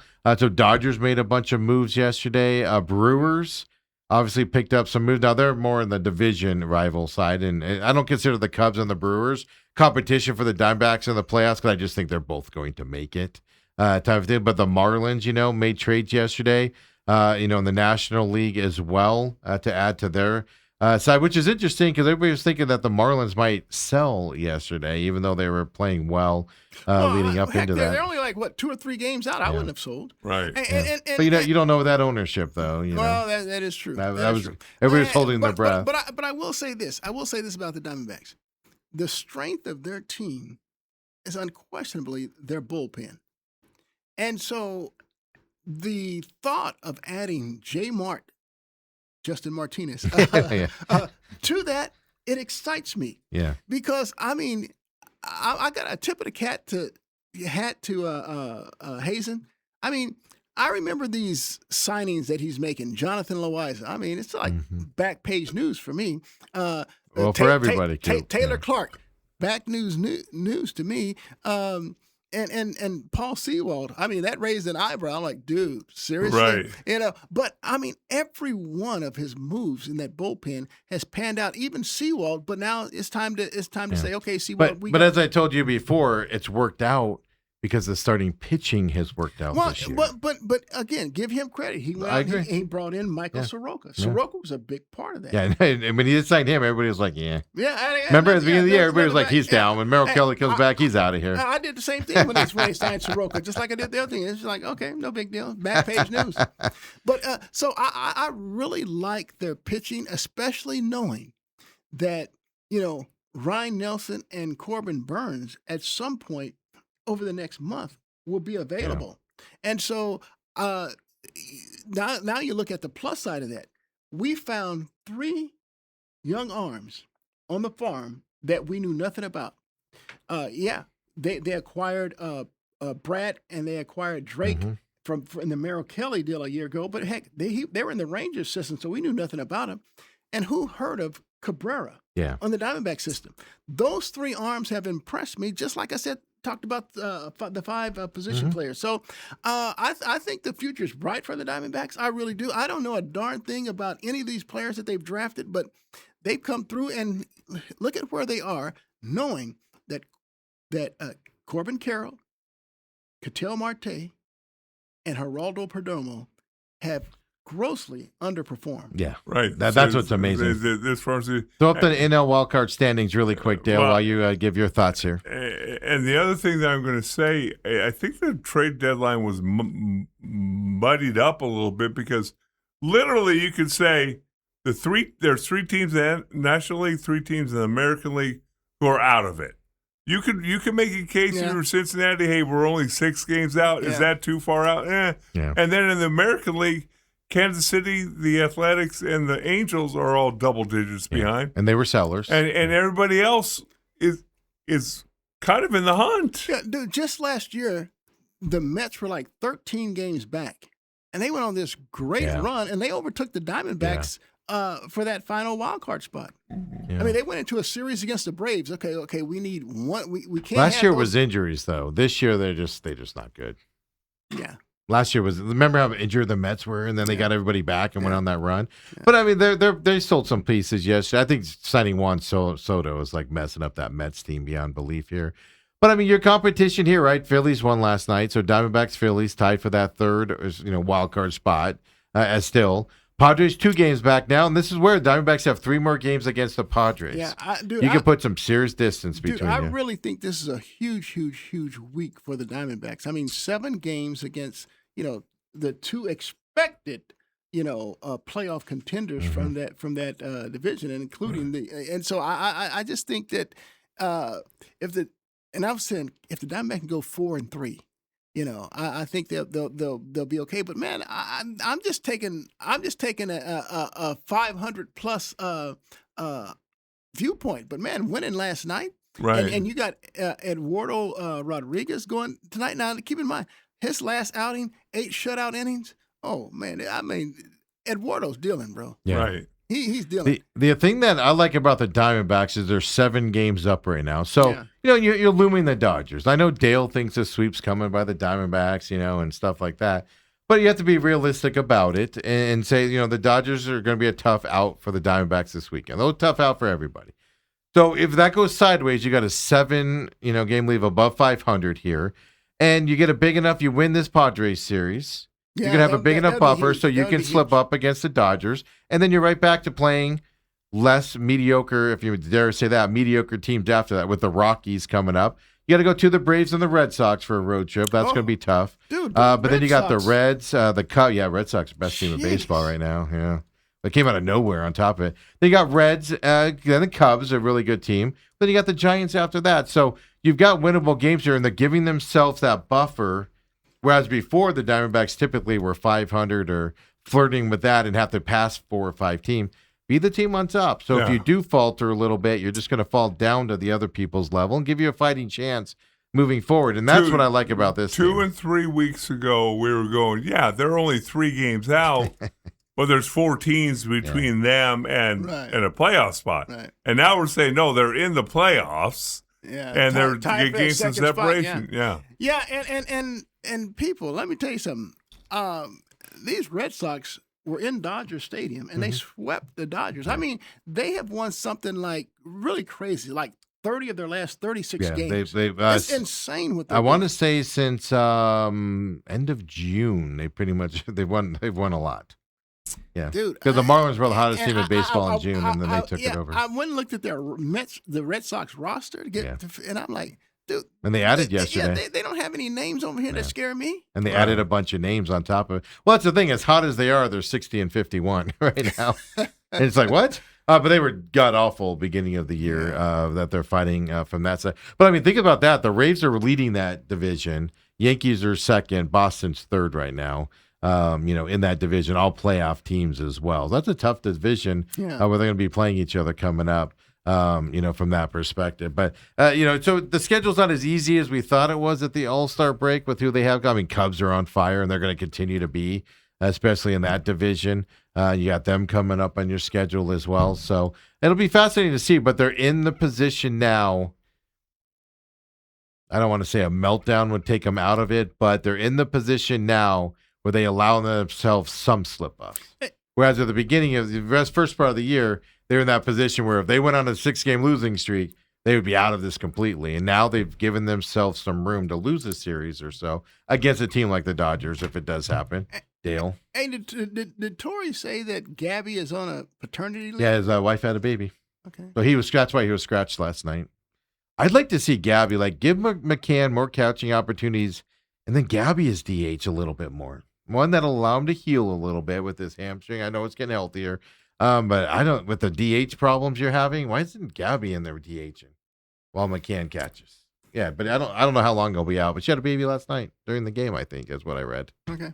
All right, enough baseball. Let's get to real sports. Erod tonight, 6:40. By the way, Diamondbacks were helped last night by Harry Potter night.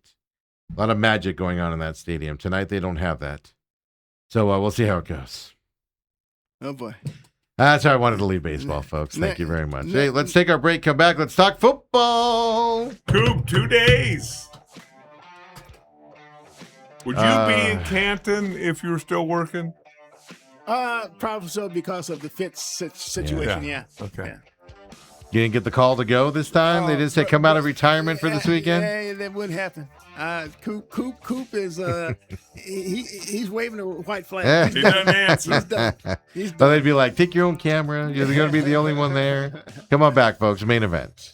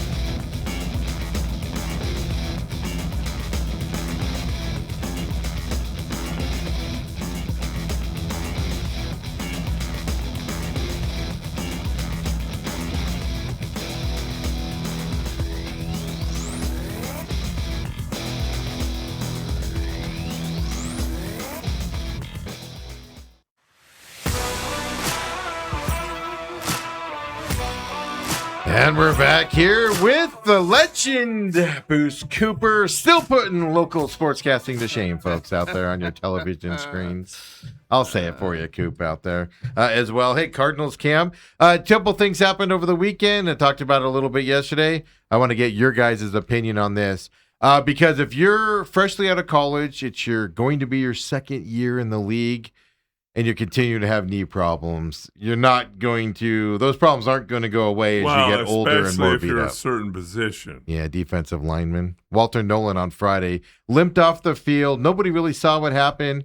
Limped off the field, ended up coming back out and talking. LaFleur said he's fine. They checked it out. It's all fine. Ended up practicing over the weekend again. But this is concerning because he's brand new in the league.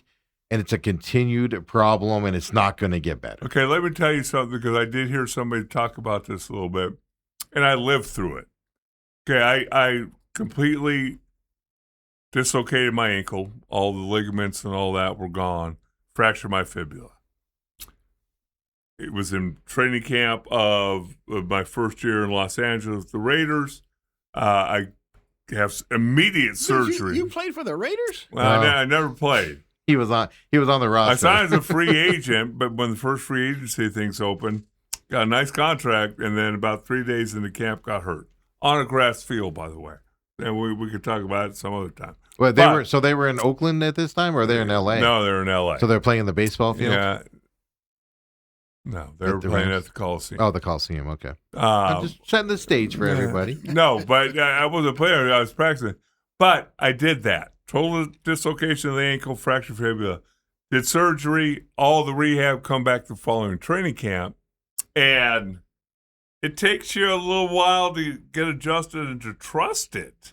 Because all of a sudden, bam, I step with that left foot and I feel a little twinge. It's like, and I've talked to the trainers, like, I felt something. Yeah, you're going to feel something. Because I never had an injury like that before. Right.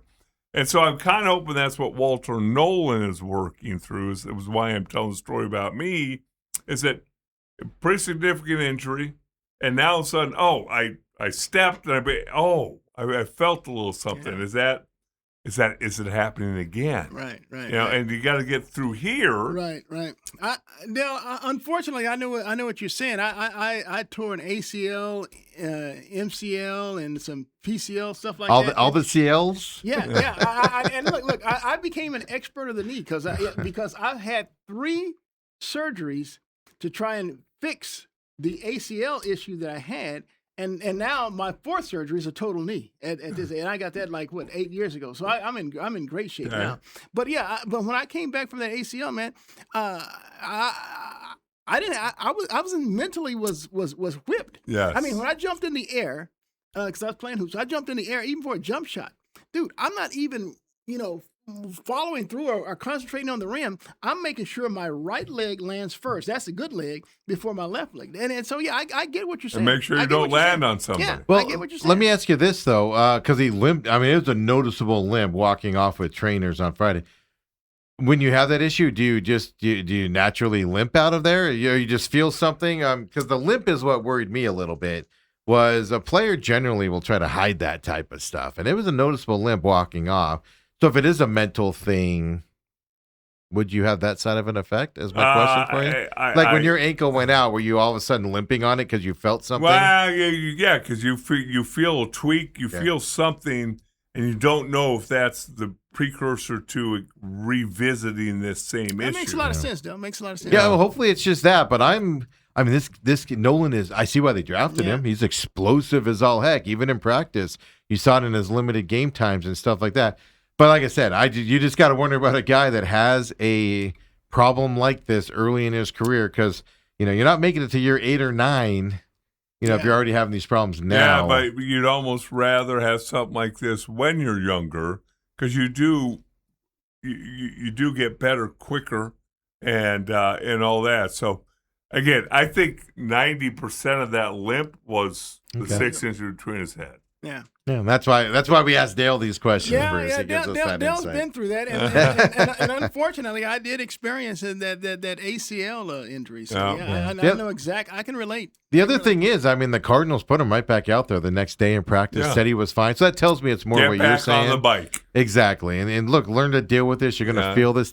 Somebody's going to hit your leg while it's planted, and you're going to be all right. Just deal with it. And you that talk type of about stuff. landing with. Trying to land the opposite foot and all that. Again, the first live drill, you're stepping down on a double team or whatever, all of a sudden you feel a kick around your lower leg, and it's like, am I going to get up from this and all that? Until now it becomes back to normal again. So they released their depth chart yesterday. Algier, of course, is in the running back one spot. Love second. But they even said in the press conference, I was going to call him Allgaier. If you guys follow me on the pit stop, you'll know why because it's spelled the same. But he's 1, Love is 2, but it's pretty much 1A, 1B at this point between those guys. James Conner 3rd, by the way. Look, you can watch just the way they go through drills, go through practice. You can tell who's electric and who's not. Yeah. This guy's electric. You mean Love? Jeremiah. I just want to clarify, Coop. Maybe you switched on us, and maybe you're talking about Algier. Look, you see his quick feet. You see his jump steps. His cutting ability. It's top drawer. And so those are kind of feet like what Barry Sanders had. I mean, look, I'm never going to compare anybody's feet to Barry Sanders because he's one of one. But Love has that type of foot movement, that type of elusiveness. And so Algier is who he is. He's a guy that's going to pound between the tackles, but he's also very adept at catching the ball out of the backfield. Mm-hmm. I mean, he can bounce it outside and turn on the speed, but he's not the if he's the Thunder, then without questioning, that's what I'm getting at. Guys like the two of these guys, and I've seen them in the practice moving and stuff like that.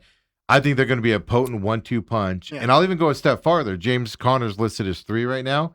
I think then you throw in a James Conner for a third down type of a play, a short yardage play, or maybe a red zone type play, and that's just adding another physical element to that defense. That you're going to wear defense down throughout the game if those 3 guys. It's like 3 different ways to do a running game. It's not just throwing the same thing out there. You got 3 legitimate threats out there at that point. I'm actually kind of excited to see those 3 out there. Look, James, you say short yardage and goal line with James Conner. Well, heck, that's Algier anyway. Yeah, but I'm just talking the physicalness that James Conner will bring. James Conner is going to be. I think he's more physical than Algier is.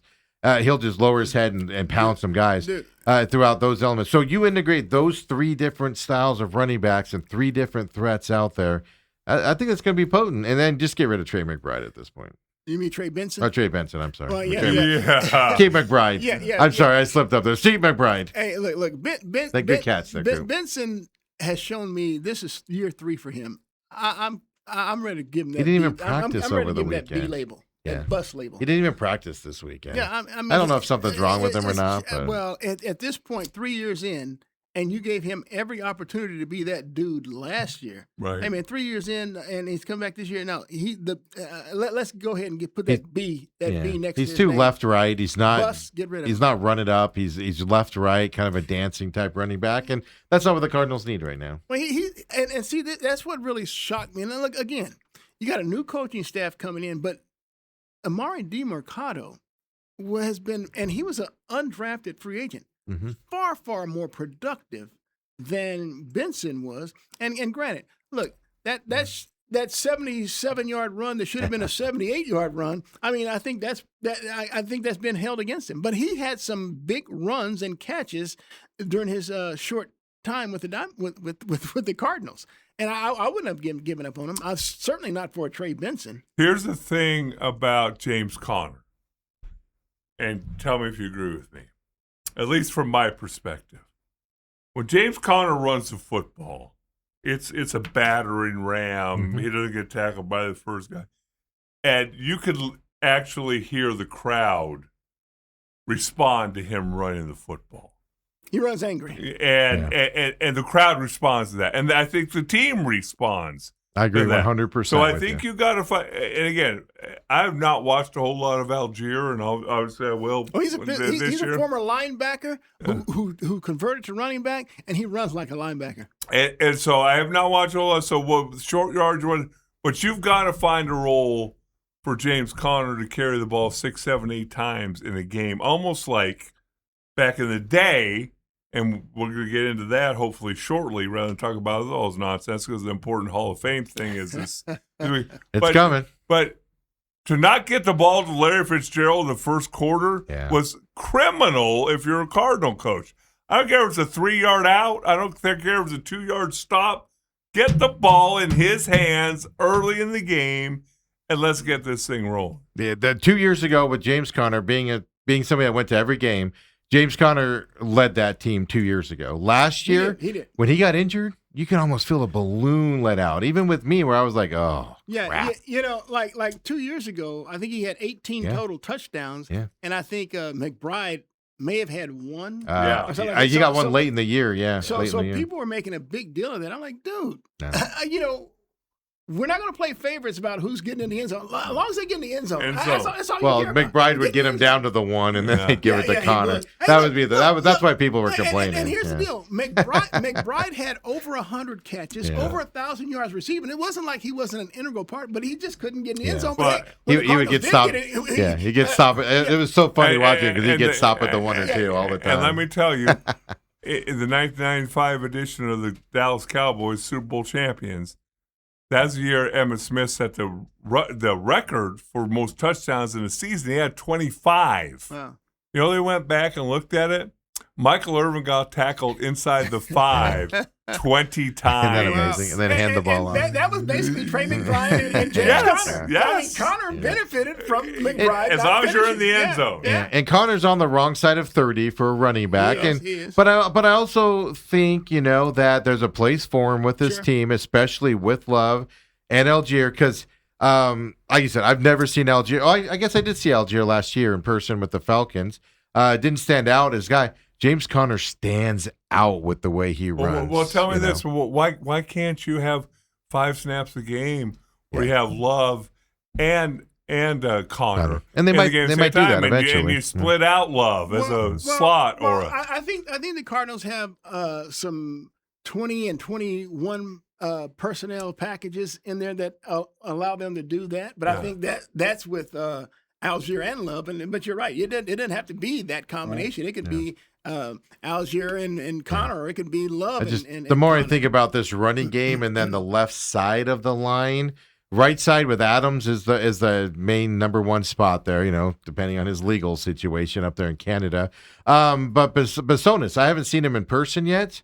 But he was opening some holes on Sunday's practice, from what I heard and what I saw from people that were at that practice the other day. As the second one, I think he's going to kind of take over, and he might be that right side. If anything happens to Adams this year, and he might solidify that spot from what I'm hearing with them. They spent a second round pick on Chase Bisonis, and so whether he won a starting job this year or going forward. They saw promise in him to be a future starter, if not an immediate starter. So we'll see. We'll see. I didn't realize this. Roy Lopez, who I'm excited to have him back, because I complained last year the Cardinals got rid of their motor guys last year. Roy Lopez, I just forgot his name again. The long-haired guy that ended up going to Jacksonville. Defensive lineman. The linebacker. Rushing the pass. Yeah, with the long, and then and of course I just forgot number 7 there for the linebacker. What a host I am here! But they got rid of their motor guys. Now you got Roy Lopez had career sack numbers last year in Detroit. Dennis Gardeck. Yes, he's the other lineman there you go. They got rid of those guys, and I forget the lineman's name. White. White was his name, number 7. Kaiser White. Those were the motor guys on that defense that they let go last year, and the defense wasn't the same. And I question the motor guys being left off that team. Roy Lopez back into this defensive line as well this year. He had his personal best record in sacks last year. He's back here. His family's here. His family loves to watch him play. Like 50 of them show up to the games, to support him, and all of his family and friends and support here as well. I think this is a huge addition. Do not sleep on Roy Lopez on this defensive line. Now you just got to get Josh Sweat back with whatever his problem is right now. Get him back on this line. If Walter Nolan can stay healthy in that, I think the defensive line is going to be something to pay attention to this year. The difference between the offense and defense is, in my mind, there's a lot of ifs on defense. Yeah, I agree with that. If this guy, again, it could all come together. And it could be where we're sitting there going, man, you win 6-7 games, you're again on that upward trajectory. But it also could be you win one game. Yeah, all of a sudden Josh Sweat's unhappy and he's not playing. I don't think Josh Sweat. And look, I could be wrong on this, but I look at it. The Mercury acquired Kelsey Plum. Yeah. Now the game last night. She had been on the IL since I guess early June or something like that. Yeah, couple months now. She just wasn't feeling the sparks. The minute she's traded, now she's off the IL. She's playing. Yeah, she was off the bench 21 minutes last night off the bench. I think Josh Sweat is not feeling the Cardinals. Yeah. If the Cardinals did trade him, I think he'd be available immediately. Yeah, I agree. That's just my opinion. And then every fan's going to go, well, why didn't you keep him? Yeah, I agree 100% with you. I think it's a Josh Sweat not being happy. He came here to play for one guy, and he was blown out, and now he doesn't want to be here anymore. Well, they suck. If the Cardinals were winning, that would change your attitude. Yeah. I think Will Johnson's going to have a breakout year. He changed his number to 2, so he gets all those bad voodoos out of his way as well. So Cardinals camps updates there. But, of course, I wanted to talk to you, Coop, here, and I challenged you last week. Yeah. Everybody, as we're talking about this, his enshrinement, Larry Fitzgerald, August 8th, Saturday, 9 a.m. our time. It's an early deal to roll out of bed, and he's I think he's the first one to go. If he's not first, he's second. He's first. He is first. He that's what he asked. So he will be early, 9 a.m. Pay attention to that coming up here. So we all know his acclimate. Every interview I'm seeing with Larry right now, everybody's just talking to him about football stats, which they're fantastic. They're great. Like Dale said, if you weren't around for the Larry Fitzgerald era, whether you're watching the games at home or you were watching them at the stadium, I was lucky enough to do that. Every time he caught a ball, attitude changed in the stadium. If the Cardinals were not doing well, he caught a ball, Larry chant started, the team woke up, Larry got some energy into the team. So it wasn't just the football on the field, thing. It was also the tangible things he did for the fan base here. I mean, this guy had Max Hall. No offense, Max Hall. No, but he had bad quarterbacks throwing him the football. That's what I wanted to say. I was thinking about that. Like, he's second all time in receiving behind yards. Jerry Rice. Jerry Rice caught passes from Joe Montana and Steve Young. 2 Hall of Fame guys. And whoever the Raiders quarterback was. Yeah, I mean, that was the end of his career, whatever. But in the prime of his career, he had 2 Hall of Famers. Yeah. And here's Larry Fitzgerald. Yeah. Are you freaking kidding me? Yeah, dude. Stanton. You can go through a list of quarterbacks that. John Skelton. Yeah, Skelton, yeah. John Navarre. Yeah. Navarre. That's what I'm thinking of. Yeah. Too many Johns. It's ridiculous. Like after, and then Carson Palmer shows up finally, right, and gets it. But even Larry and him didn't see eye to eye when Kyler first got here. Kyler didn't throw at him a lot when he first started. Well, here's the deal. With that, BA, Bruce Arians, had moved Larry from outside to inside his slot. Yep. I can tell you, Mr. Fitz was livid. He was blowing up, and he would tell me that he was upset with his son. Matt Leinart. Yeah, because he's telling his son, look, you have cachet, you have pull. You go in and you tell them that, no, I'm going to be on the outside. He said, but Larry just accepts anything they do. So his father was upset at that. And so as we found out, BA, he talks about no risk it, no biscuit. He's looking to go downfield. Larry's not that downfield guy. He's more like that possession guy now at this time. And so BA had a different philosophy. And so Larry still, if you look at it, he still flourished. I mean, it took him a while to adjust to that. Yeah. And that just upset me. And so it's different when Kyler comes on board because the Cardinals had this little philosophy that, okay, maybe the slot receiver spot is the place for him. And I do understand it. And I do understand this from some people. Kyler came in too cocky. He thought he was Kyler? Mr. Big Stuff. And so I appreciate this from Kyler in that he finally embraced the chatter, especially from teammates, coaches, and his parents, his dad in particular. Dude, you can't be that guy that's barking. See, Cliff Kingsbury gave him too much power. Cliff did not put his foot down. Cliff allowed him to bark at him on the sidelines and on the field. It just not a good. And so Kyler, when things aren't going well for him, he goes sits at the end of the bench and not around the teammates. So he pouts.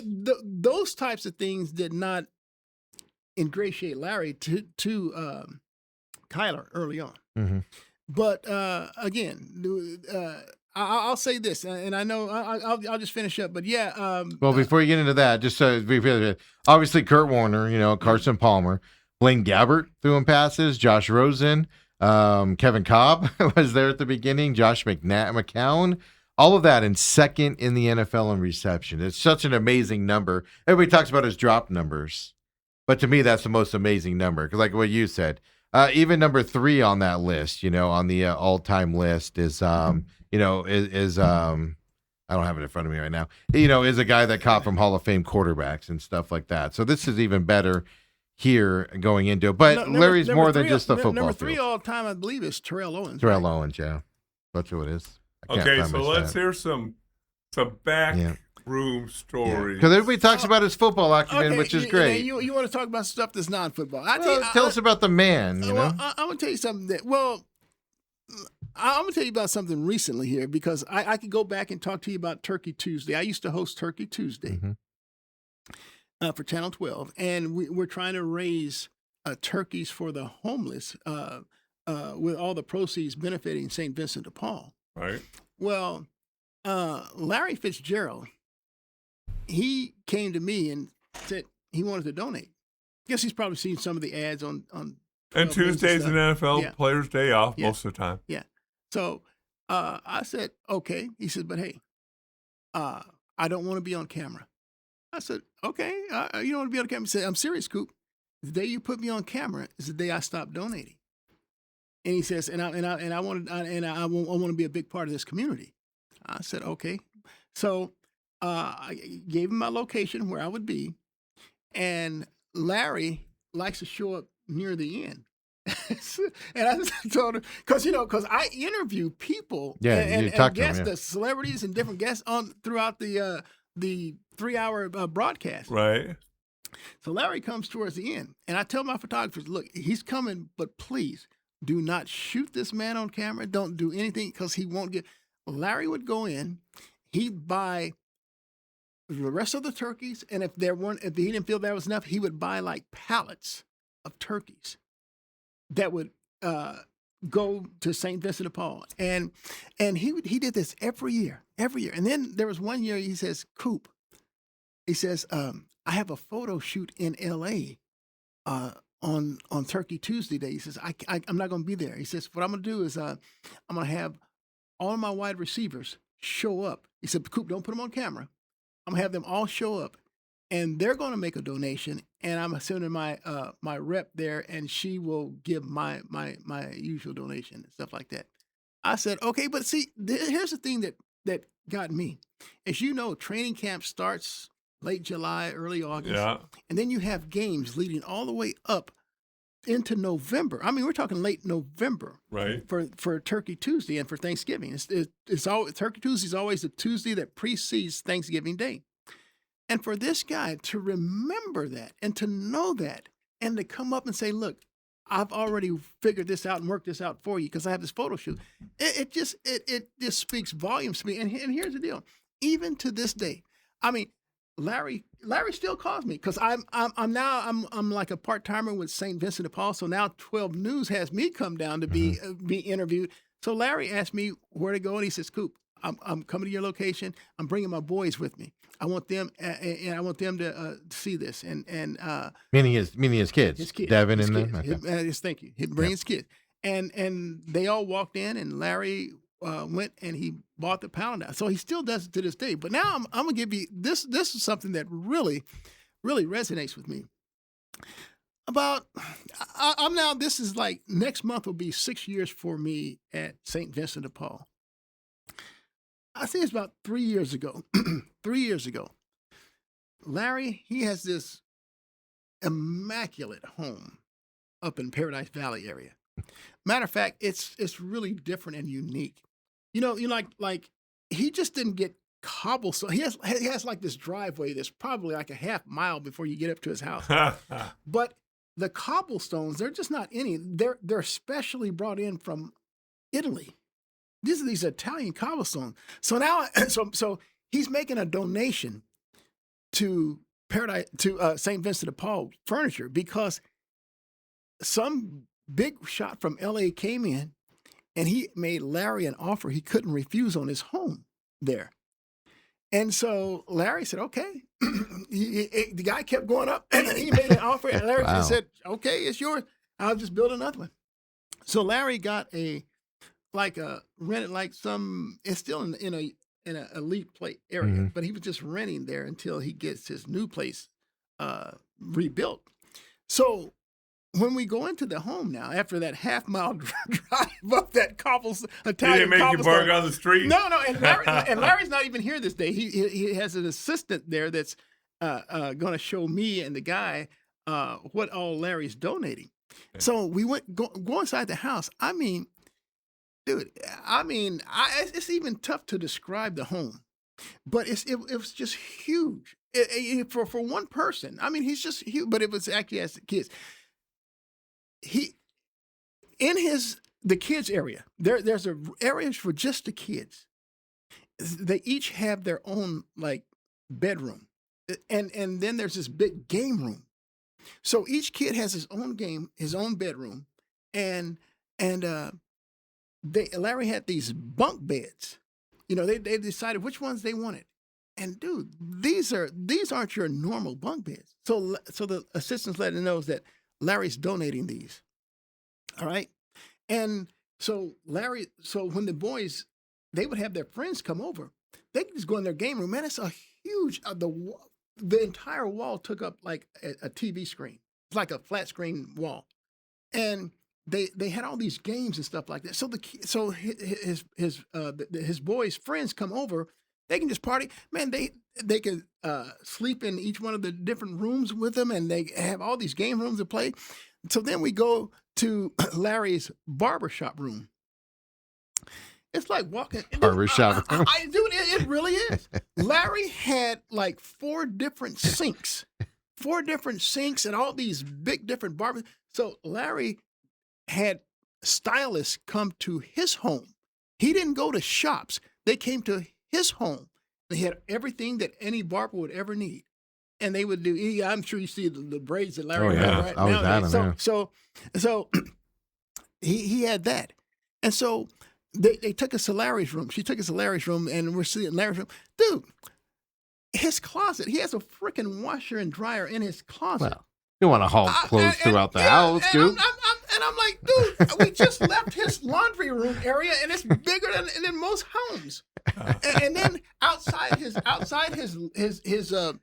bedroom, there's a mini refrigerator. I'm like, I saw why he did that. Because man, it's a long walk to get to his kitchen. Yeah. And so the things, but here's the deal. The things that Larry is donating to St. Vincent de Paul, dude, these aren't things that you're going to go find at Ashley's furniture store. Special stuff. Yeah, it's unique, it's special. And so this is why this stuff resonates with me. It's like the bunk beds. We took it to a family in South Phoenix. And this family, when you open the door, their floor is dirt. It's a dirt floor. In South Phoenix? Yeah. All right. Well. I know what you mean. Dude, it's. I'm saying just leave it. In this time, yeah. I know what you mean. It was, maybe not South Phoenix, but it's like. My point is that Phoenix 2020s, this time frame is what I'm getting at. Yeah. This family was poor. It was a dirt floor. All right.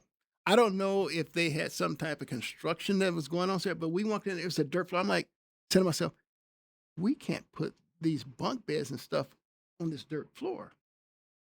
But I just say that, but, and then the family doesn't have much. And so what we did was we took the guy I was with that was from St. Vincent de Paul that's showing me around and this stuff like this. We took pictures of the family that's getting the bunk beds. And the kids, they were so excited to have beds because you know what? They were sleeping on the floor. They had pallets. Yeah. And so I'm just, and so the need, and so Larry's donating other furniture. And so the guy from St. Vincent de Paul, he's deciding which families get what. But it stood out to me that the kids that were getting these bunk beds because they're sleeping on floors, dirt floors, with pallets. I'm like, wow, this is unique. So then Larry gives us another call. The place that he's at, he doesn't like the washer and dryer there. So he's donating those to St. Vincent. They're these big front-loading washer and dryer. Well, we go to another place to give this family that doesn't have a washer and dryer.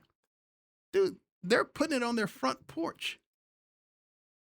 There's a patio they have front. That's because the little machine that she had work with is on their front porch.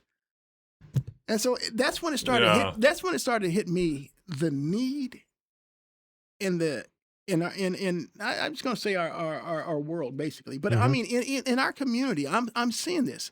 Kids sleeping on dirt floors, washing machines. These elite washing machines are going outside on a patio, a front porch rather. That's how they did their washing. Right. And when they didn't have a dryer, they just had a washer. And it's like, wow. And but these are the things Larry, and so again, we take pictures, let Larry know what he's donated. And so he also let us knows this. Every Christmas, and he sometimes don't think to give me, but every Christmas, he takes his boys down to St. Vincent de Paul. Wants no cameras. They serve food Right. to the homeless that are coming in and getting their meal for the day.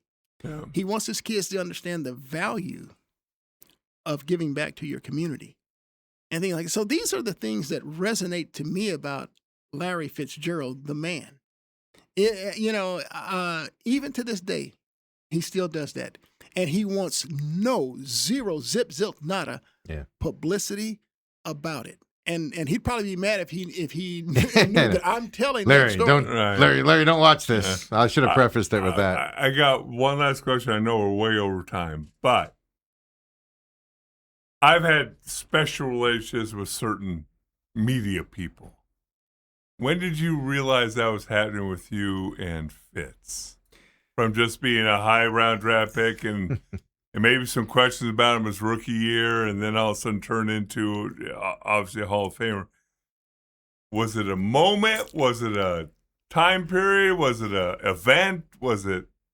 I think it was with his dad. His dad really liked me, and so Larry made a new Coop. You got to stop hanging out with my dad. You're encouraging him too much about something. And so he understood that relationship between me and his dad. Yeah. And so it just really kind of grew. Our relationship kind of grew from there. And so he met my wife. So now when he meets my wife, I mean, Larry caters to my wife more than he does me. I mean, he dogs me out in front of my wife and stuff like that. But that's rightfully what he so, does. probably. Yeah. And stuff. So, but yeah, I really do believe that it started with my relationship with his dad, because then his dad would obviously go talk to Larry about me. And so Larry came to me one day and told me, dude, you got to stop hanging out with my dad. You're a bad influence. His dad was going, Larry, Bruce Cooper agrees with me. You got to speak up more and stuff to that. No, that's fantastic. Because like I said, we don't hear, and you're right, and I'm not going to lie to you, Coop, he's probably going to be mad at you for telling those stories because he doesn't want, but that's kind of why I wanted to ask you those questions. So for those of you Larry fans, we all know he's a Hall of Famer. This is a big moment, not just for Larry, his family, but as Cardinals fans that he's going into the Hall of Fame this weekend.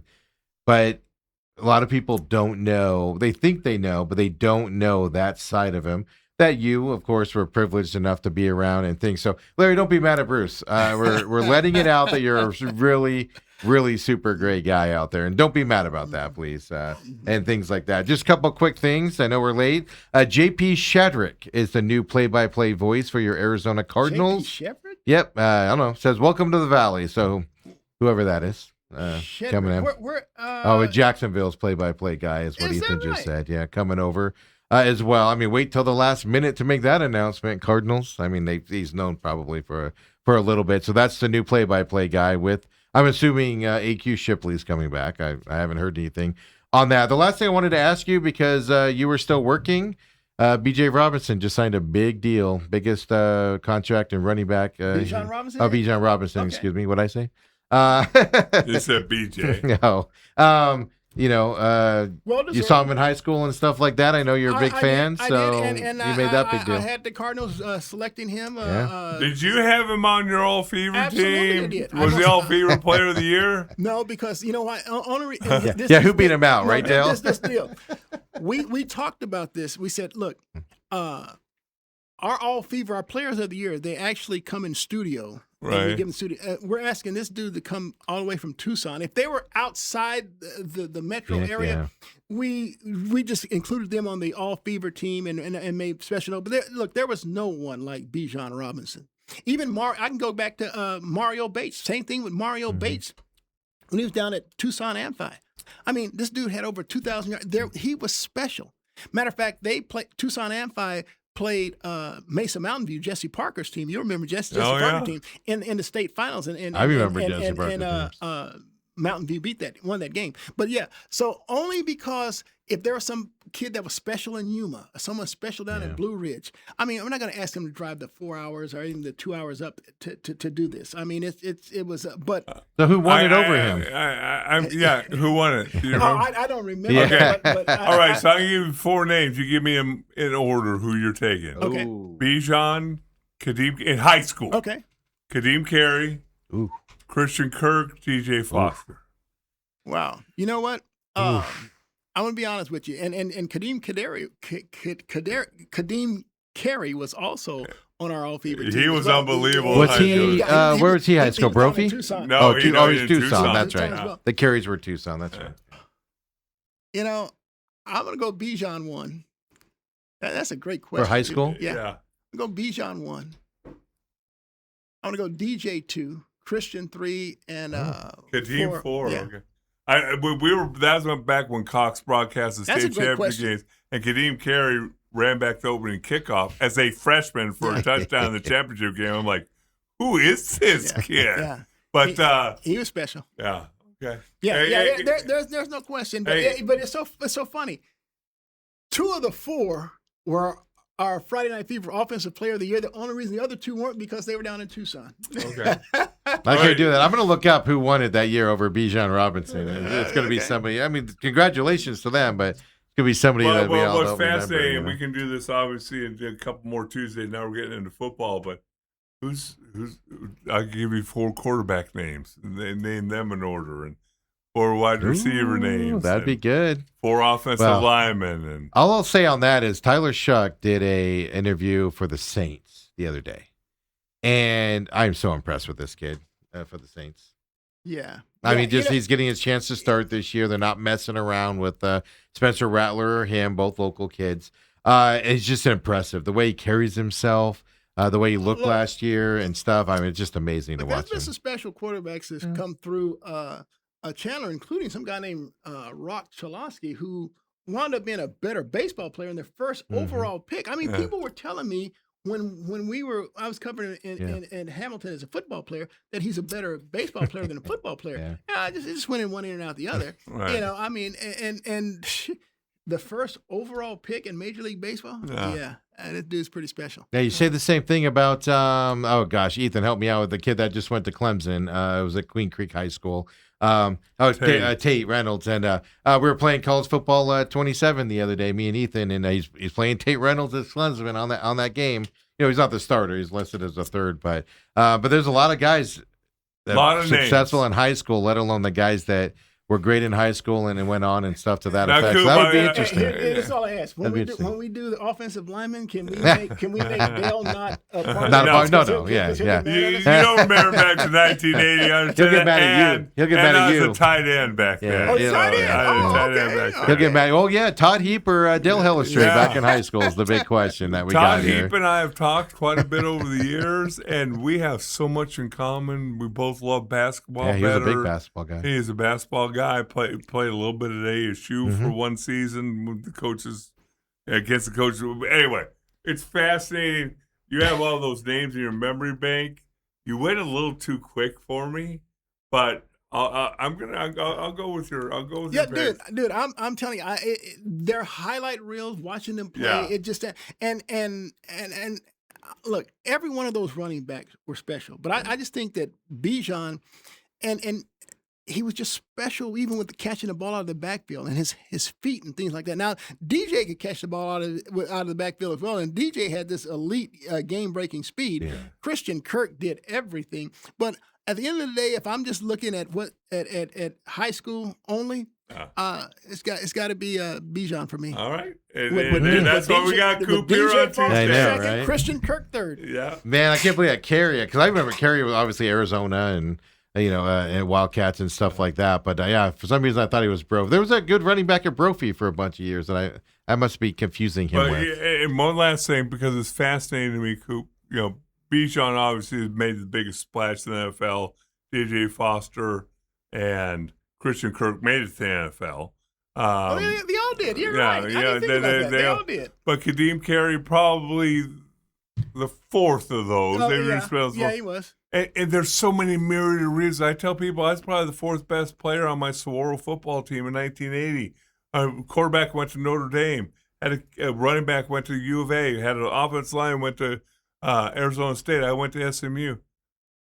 Quarterback pulls out his knee for second day. Who was the offensive lineman that went to Arizona State from during a guy named Pat Martin? Yeah, Dale's all a guy named Pat Martin. Well, no, because he failed out of school because of grades. Yeah. Then down in U of A, I'm not gonna give you his name, but drugs and stuff got him. Kevin Smith, first 2-3 days of freshman training camp, ACL back in 1981. Those aren't ACLs are not real good. Yeah. And then there's freaking Dale Hellestrae who somehow, somebody tricks him into that knew nothing but winning championships, had Super Bowl rings. Hey, how much did Bijan sign for? 3 years, $75 million, $51 million guaranteed. Wow. So highest paid running back in the history. $25 a year. Yeah. And the second biggest. Yeah, it's the second highest guarantee. Guess who's number one? Jahmyr Gibbs? No. Think about it. Guess again. You're high on him. Guess you again. love him. You love him. You just drafted. You love him. Drafted Jeremiah Love? Yeah. Signed him a fully guaranteed contract at $53 million. Yeah, isn't that amazing? Oh wow! Yeah, $75 million. I'm just mad that he plays for the Falcons because they just haven't utilized him right. Oh, dude, he's all pro the last 2 years. I know, and he led the NFL in yards from scrimmage last year in rushing. I don't know what more you want from him. Well, I want him to get in the game more. He's sharing totes with Tyler. He shared totes with Tyler Algier. Maybe he'll get more shots. Well, like last year, we talked about this during that game. I was like, it'd be like he just had a big run. It's like, why is he going to the sideline? Yeah. Give him the ball again. His tires not the same air as in Tucson. All right. I appreciate it, folks. We went long today, but I wanted to get those Larry thoughts from you. And when we come back next week, we'll see, obviously, Larry's speech. It's going to be a touching speech. His son's doing the speech there. Obviously, he just lost his dad. Devin's introducing him because his dad. Quarterbacks, wide receivers next week. Quarterbacks, wide receivers. Throw that list together. Offense line. I'll give you a couple weeks to work on offense line.